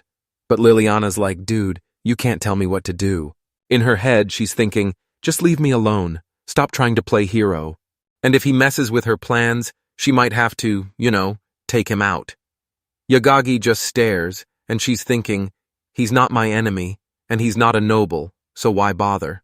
She stops her spell, but Yagagi's like, nah, don't do that. The dark magic wraps around the MC, and he's just standing there, chilling. While she's chanting, the darkness bubble gobbles up our hero, oops. Liliana's like, is it over? Thinking her magic's the goat. The target's gonna turn all shadowy. And not even the MC can handle that. Then, out of nowhere, she starts crying, wishing they could just chat and maybe crack a joke. But then the darkness cracks and Yakagi pops out. Whoa, he just punched his way out like a boss. Checking. Out the scene, our hero's like, guess that spell's busted. Liliana's mind is blown, asking, what did you do? And he says, no full moon today, so my defense is OP. Apparently, the moon goddess's magic is in play. Wait, there's a goddess for that? Liliana's never heard of it, and Yakagi's like, it's rare in mage battles. It's probably some next-level stuff from another universe, right? If it wasn't, no way to use this power. Switching gears, he asks if Liliana gets what her magic's really about. But she doesn't have time to chat, launching darkness attacks at Yakagi again. But now he's like a ninja dodging everything, trying to reason with her. He says there's no such thing as darkness magic. It's just a curse of hatred from this world. Basically, something nobody should mess with. Only those with hate can use it. Liliana's like, are you saying I'm all about that hate life? And the MC's like, isn't it true? Her hands all messed up, corroding from hate and resentment power. That's probably why she rocks the eye patch. He mentions her powers, something no human should touch. Liliana insists she needs this magic, and Yakagi's like, it'll destroy you. It's not too late. She can seal it and heal up. If not, she'll become something she regrets. Liliana loses it, saying she knows all this. Using the magic means she'll get lost in darkness, but it's not his problem. Yagagi's like, you're wrong. As a mage, this path's a no-go. The rest is just him being nosy. Liliana says without magic, she can't fight, and the colonel won't need her. She doesn't mind being a human weapon, but the colonel gave her a place to belong. Yakagi asks her to think about what she really wants. But she doesn't care, saying if fighting's all she's got, she'll stick to it. Losing control, darkness takes over. Uh-oh, things just got real. The MC's like, don't go down this road. Liliana tells him to back off. The darkness is getting thicker. But Yakagi stays calling on light magic. He clears the magic and hugs her. Surprised, she asks what he did, because he could have died. Right? Apologizing for everything. Our boy's like, it's cool, but we gotta handle the leftover darkness, right? Checking out the scene. Yakagi spots this intense bad vibe, and right there, it's like a blob of dark energy. These spooky spirits are everywhere. The MC's all, yo, step back, they're closing in. No clue what that thing is. But bet Yakagi's crew's gonna throw down, right? Our video ends here if you like this video. You liked it, leave your like.